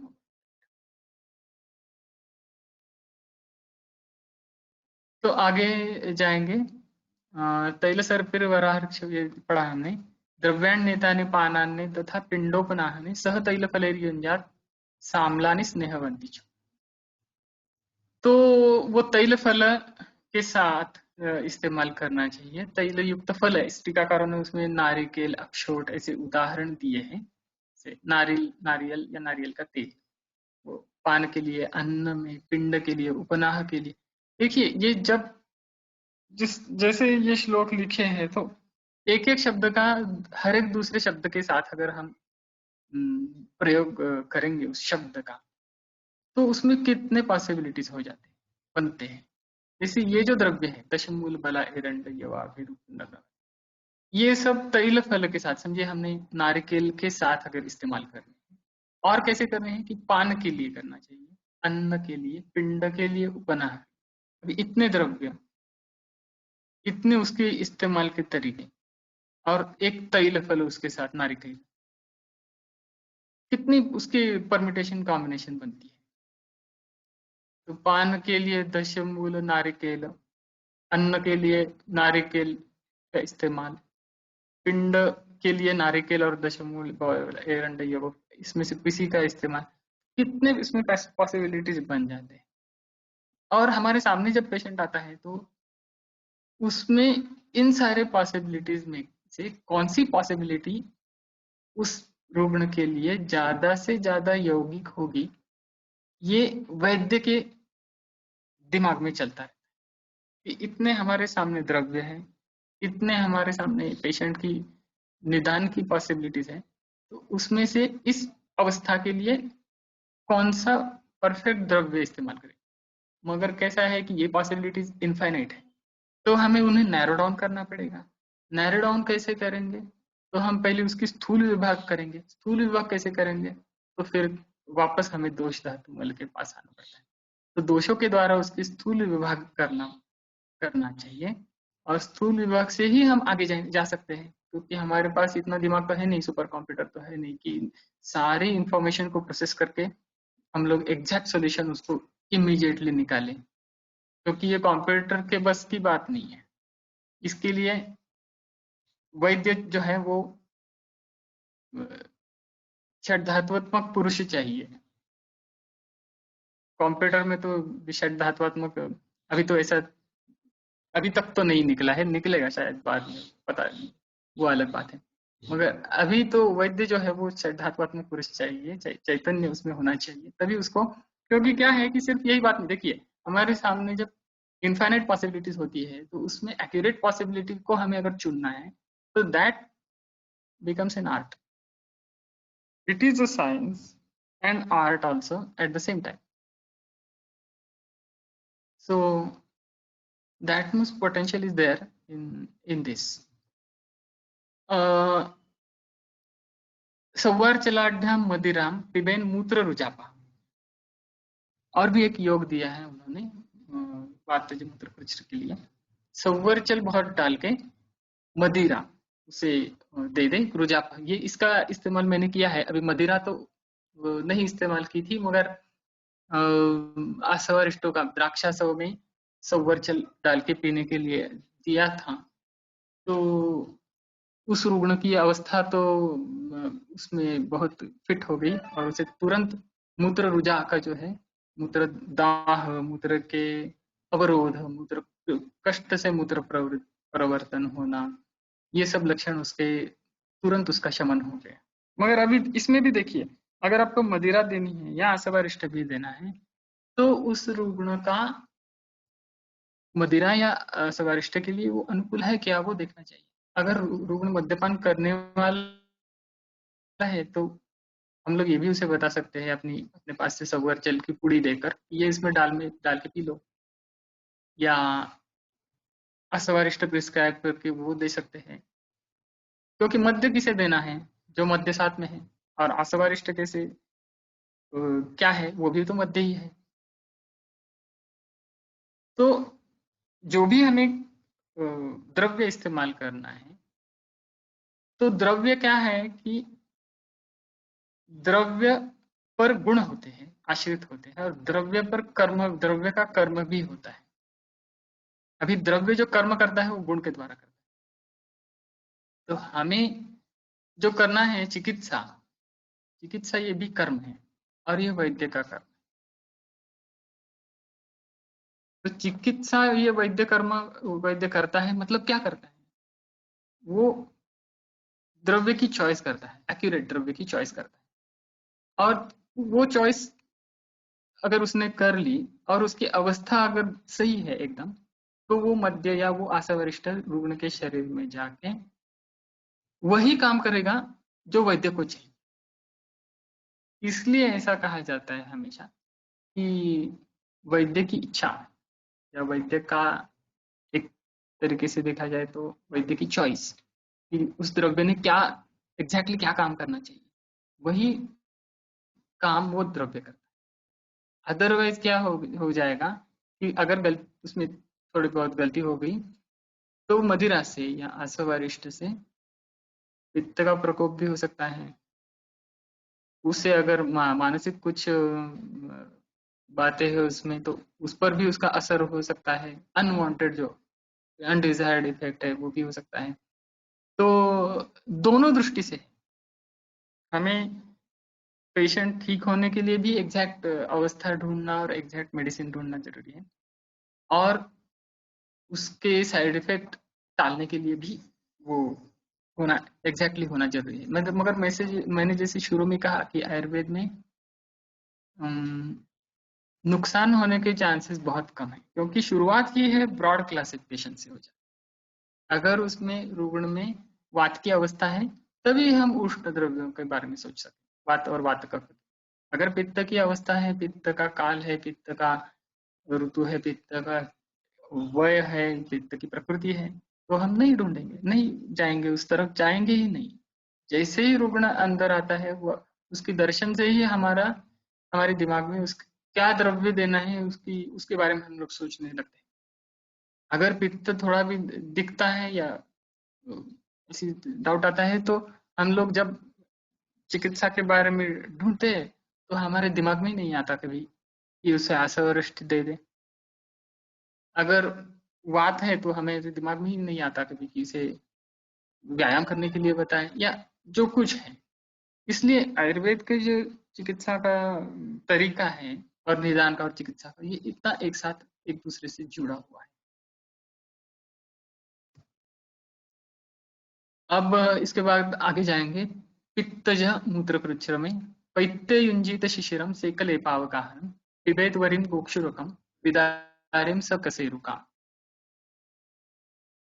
तो पित्तज मूत्रकृच्छ्र के अगर लक्षण हैं, तो बागभट ने निदान में तो आपने पढ़ लिया है लास्ट, ये बहुत ही कम लक्षण दिया है, दाह वगैरह, वर्ण उसका पित्त का।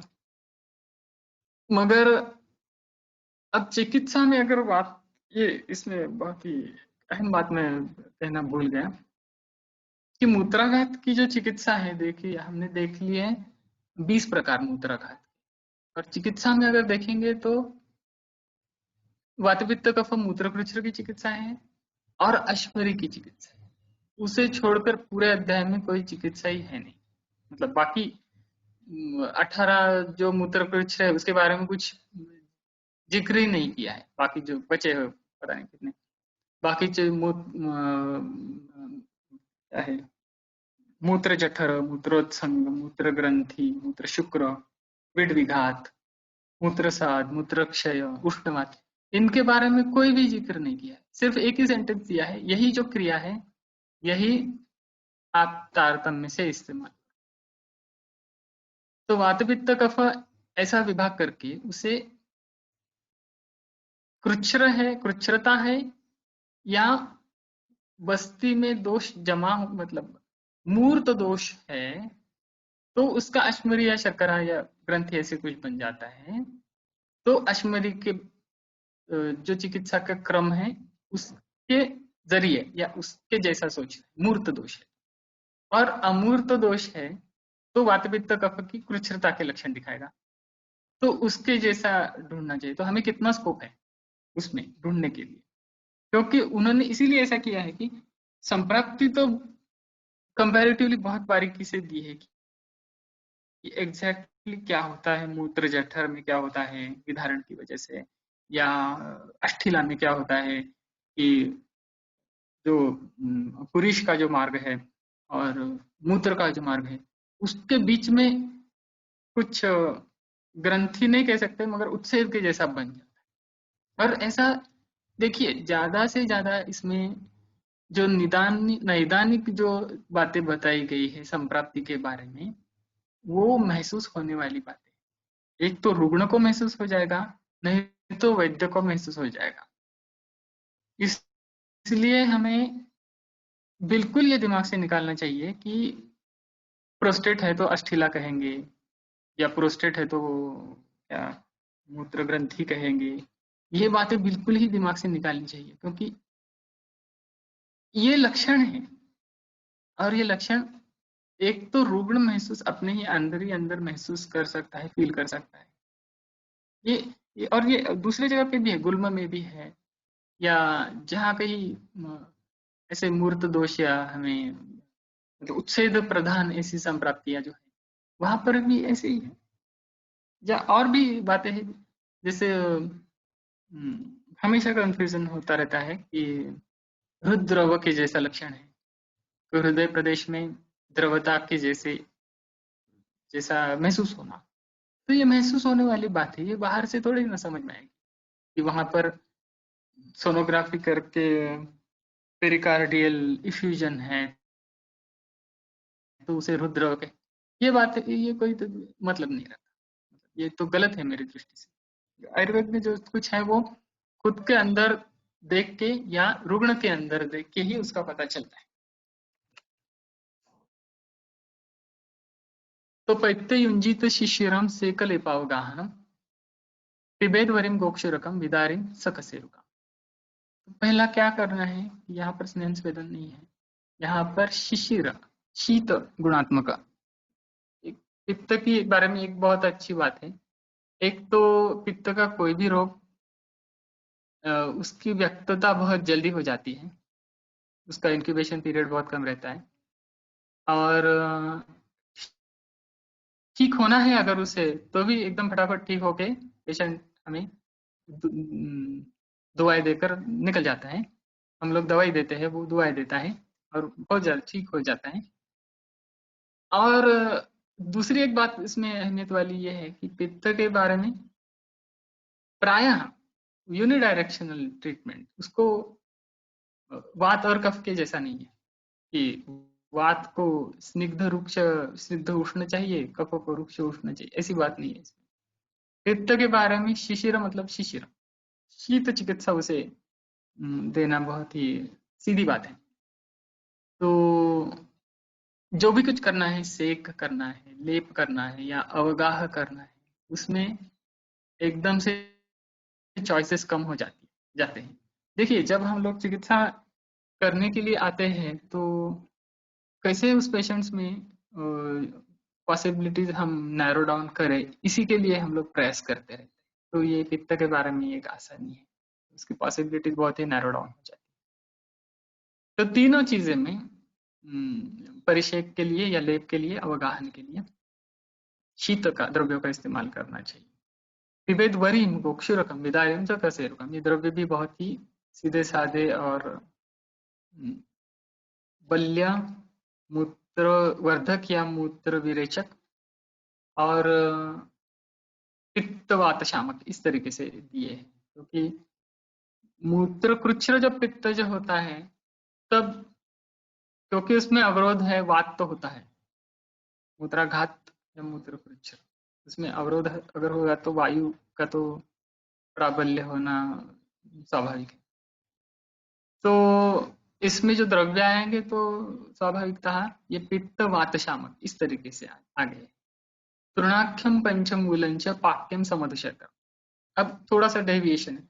जब किसी भी रोगाधिकार में जब उसके प्रकार का प्रकरण आता है, जैसे ये रोगाधिकार है मूत्राघात और यहाँ प्रकरण है पित्तज मूत्र कृच्छ्र, तो इसके अंदर भी उप प्रकरण होते हैं, वो ढूंढने पड़ते हैं।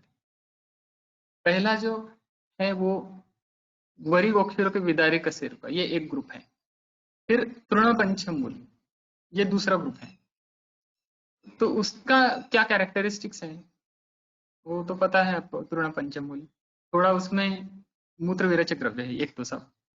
फिर उसमें तिक्त रसात्मक है, तो वरी गोक्षरक विदारी जैसे मधुर रसात्मक है वैसे नहीं है। ये बातें ना जैसे जैसे हम पढ़ते जाते हैं वैसे अपने आप सामने आती जाती है, और फिर अपने आप हमारे सामने रूगण की अवस्था आती जाती है, उसे अलग कुछ नहीं करना पड़ता।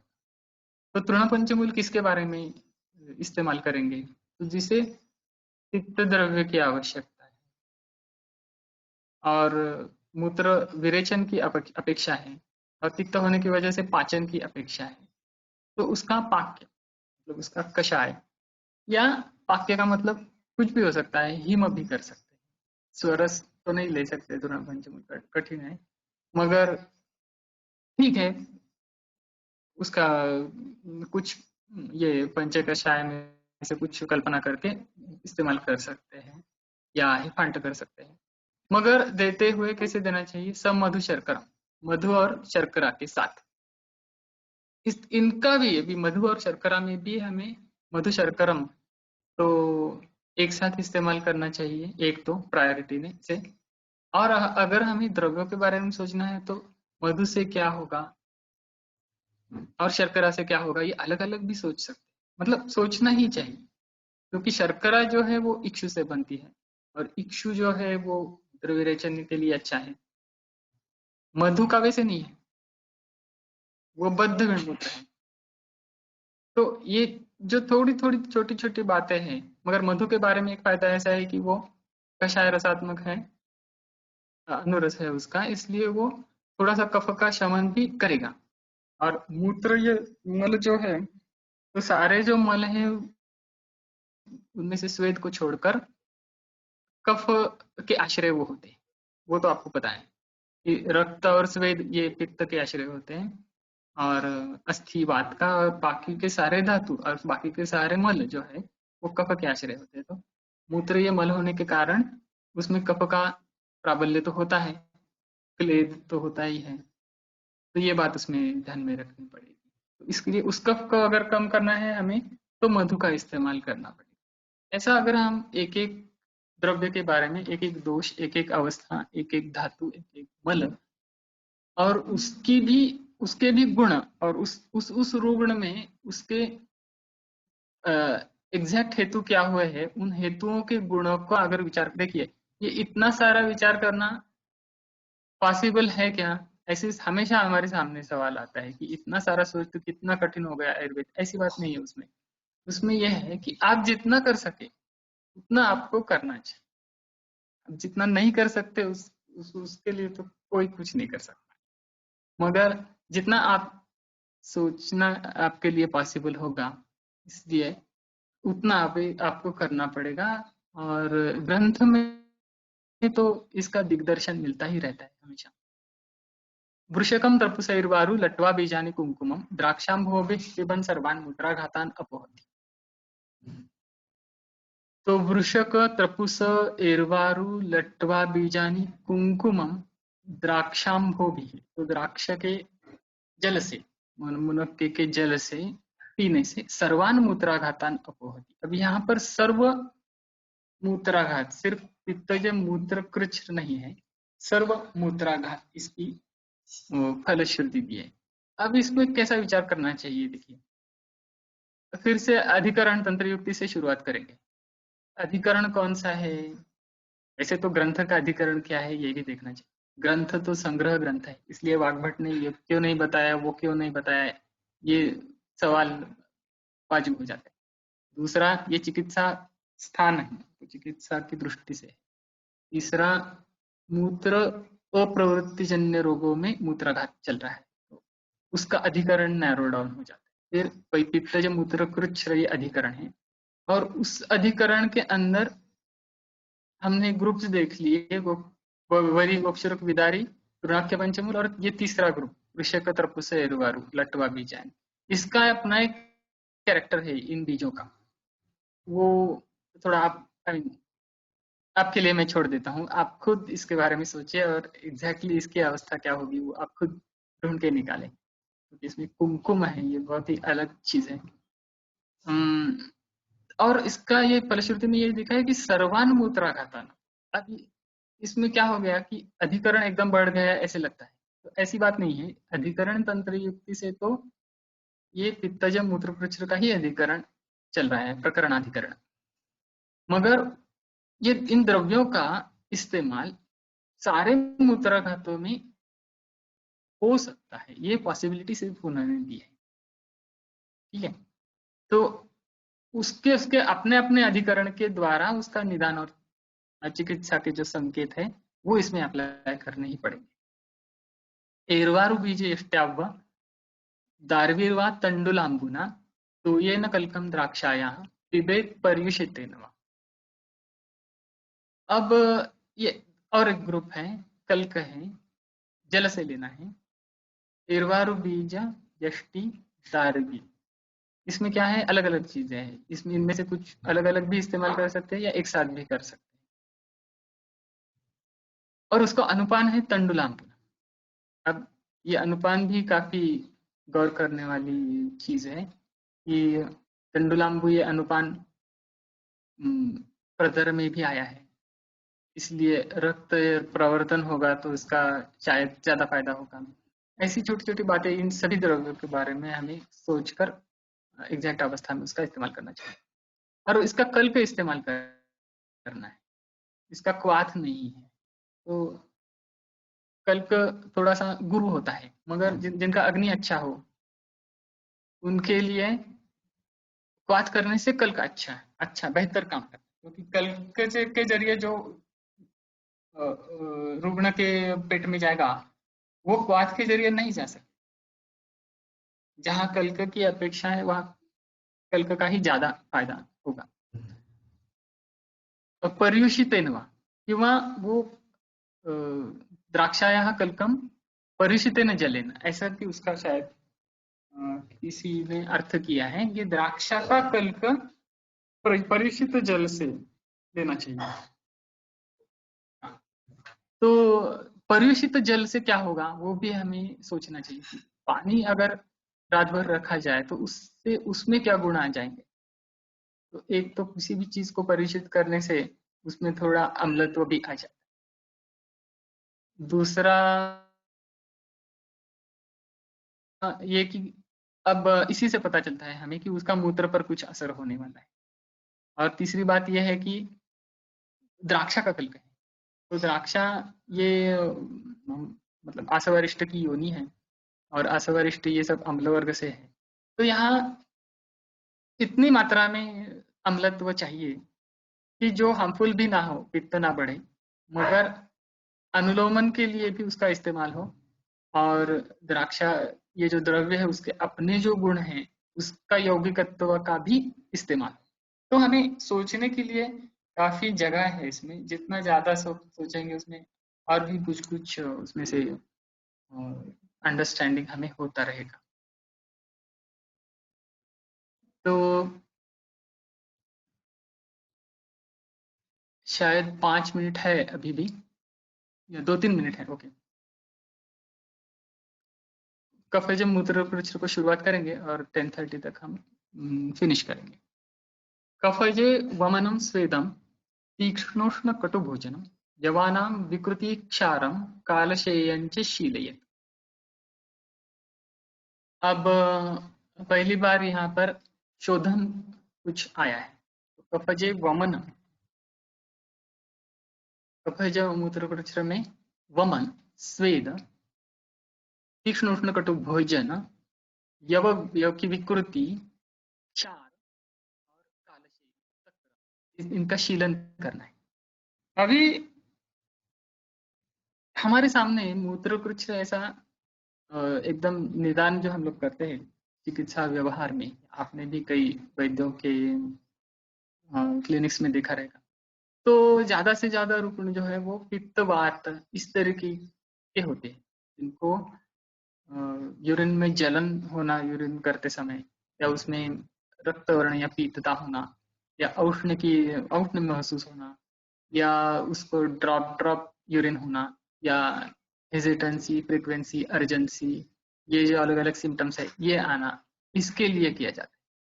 मगर आप फिर से मूत्राघात निदान में जाकर अगर देखेंगे और कफज मूत्र मूत्रकृच्छ के जो लक्षण दिए हैं उन्होंने, वो अगर देखेंगे तो इनमें से बहुत थोड़े लक्षण ऐसे हैं कि जो व्यवहार में अ, उनका निदान वैसे किया जाता है। कफजम मूत्र कुछ ऐसा निदान व्यवहार में बहुत कम किया जाता है। तो इसलिए मूत्रकृच्छ्र के रुग्ण को वमन दिया, ऐसे व्यवहार में बहुत ज्यादा नहीं देखने को मिलता। मगर शायद उसमें ऐसे भी हो सकता है कि हम देखने में हमारी कमी रह जाती है और हम नहीं पहचान सकते वो। तो अलग ही दृष्टि से उसे देखना चाहिए। अभी ये मूत्र का प्रवर्तन भी अधोमार्ग से है और यहाँ पर चिकित्सा में वमन आया है, तो थोड़ा ऐसा सोच सकते हैं हम लोग कि एक तो बात है कि कफज मूत्र में कफ है, मगर चिकित्सा उसकी वमन है, पहली चिकित्सा। तो किसी भी पंचकर्म में जब दोषों का शोधन हम लोग करते हैं तो मूर्त दोष जो है कफ और पित्त, ये मूर्त स्वरूप में शरीर के बाहर निकालना, ये उसका पहला उद्देश्य। और दूसरा उद्देश्य ये भी हमेशा सोचा जाता है कि हम लोग किस दिशा से दोष बाहर निकाल रहे हैं और किस द्रव्य के द्वारा निकाल रहे हैं। तो जैसे रक्त पित्त में अधोग रक्त प्रवर्तन है, तो ऊर्ध्व उसकी दिशा देना ये तो उसका प्रधान कर्म हो गया। अब मूत्रकृच्छ्र में तो मूत्र के प्रवर्तन के लिए अवरोध है और उसकी गति तो नीचे है, फिर भी उसकी चिकित्सा में वमन के जैसा ऊर्ध्वगामी ये क्रम आया है। तो इसका मतलब है कफज मूत्रकृच्छ्र में जो दोष हमें प्रधान रूप से देखने चाहिए वो ऐसे होने चाहिए कि जो वमन से ठीक होंगे। अगर ऐसा नहीं है और दोषों का संचय या उत्क्लेश इतना नहीं है कि हम वमन के द्वारा निकालें, तो हमें वमन के बारे में नहीं सोचना चाहिए। अब ये जो सिलेक्शन और रिजेक्शन क्राइटेरिया है, ये जो शुरू के ज्वर अध्याय में चिकित्सा में दिए हैं, इतने बारीकी से आगे नहीं दिए हैं, क्योंकि वो नहीं तो वो सिर्फ रिपीट करना होगा। अगर आपने ज्वर चिकित्सा अध्याय पढ़ा तो उसमें ज्वर में वमन कब देना चाहिए उसके अवस्था का बारीकी से वर्णन, कफ प्रधान उत्कृष्टान आमाशय स्थितान उद्वा ज्वर करान वगैरह, इसे उसके क्राइटेरिया है। वैसे वही क्राइटेरिया हम लोग आगे भी हमें सोचना चाहिए कि बुद्ध्वा मूत्रकृच्छ्रकरम दोषम कफम वमनेन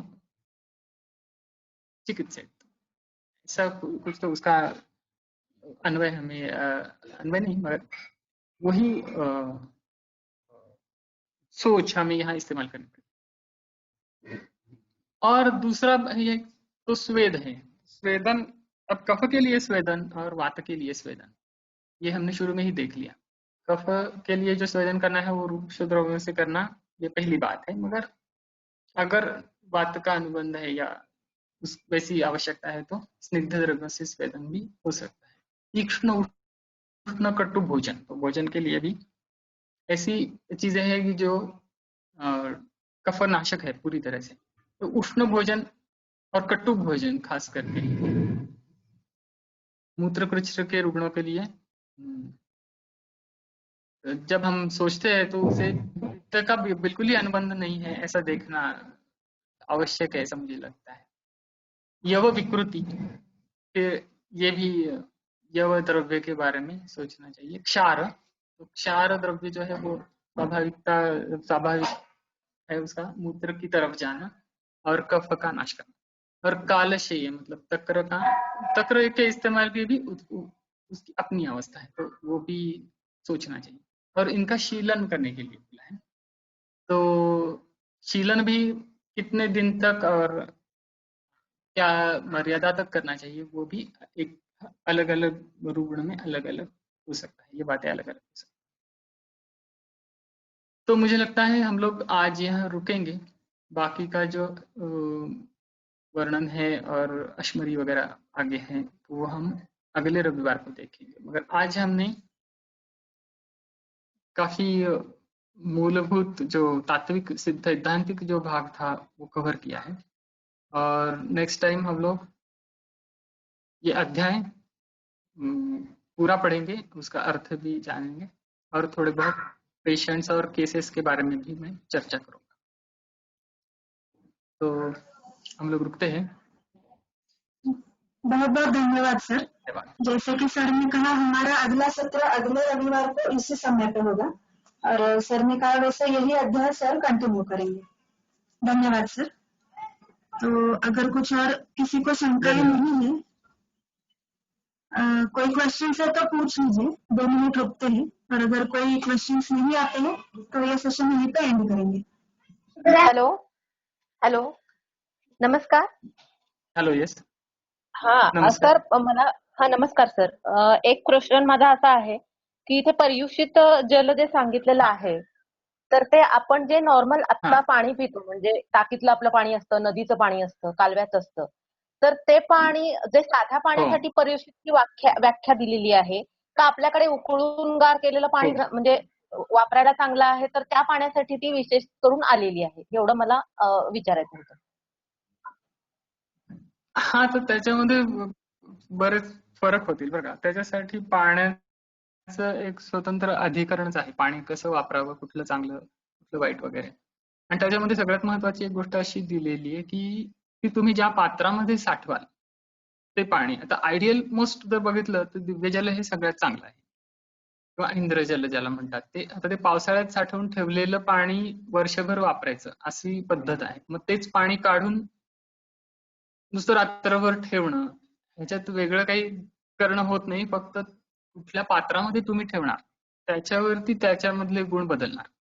ठीक आहे, म्हणजे मी समजण्यासाठी म्हणून सांगतो की तुम्ही पाण्याच्या बाबतीत असं आहे की ते आकाशातनं पडतानाच त्याच्यामध्ये काही काही मिसळतात गोष्टी आणि मग ते जमिनीवर पडल्यानंतर त्याला अम्लत्व येत जातं, असं एवढंच वर्णन आहे. पण तुम्ही ज्या भांड्यामध्ये ठेवणार, ज्या वातावरणात ठेवणार, त्याचाही संस्कार त्याच्यावरती होत राहतो आणि एक विशिष्ट अम्लत्व असं नाव देऊ आपण त्याला, किंवा आपण समजून घेण्यापुरतं असं म्हणू की विशिष्ट प्रकारचे बॅक्टेरिया त्याच्यामध्ये वाढतात.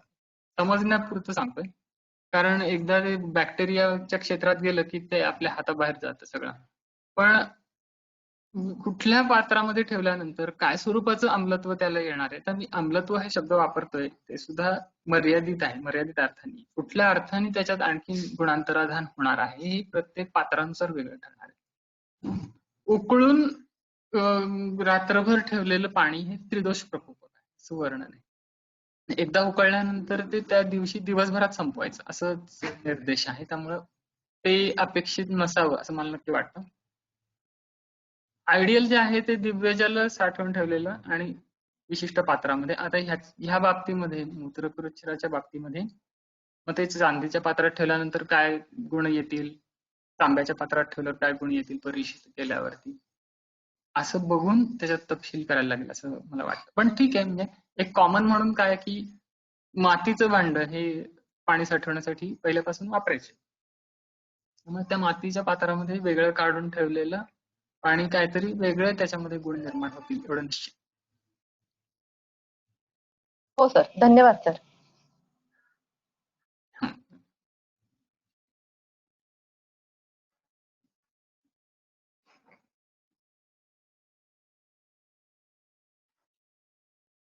अजून काही विचारायचं कोणाला?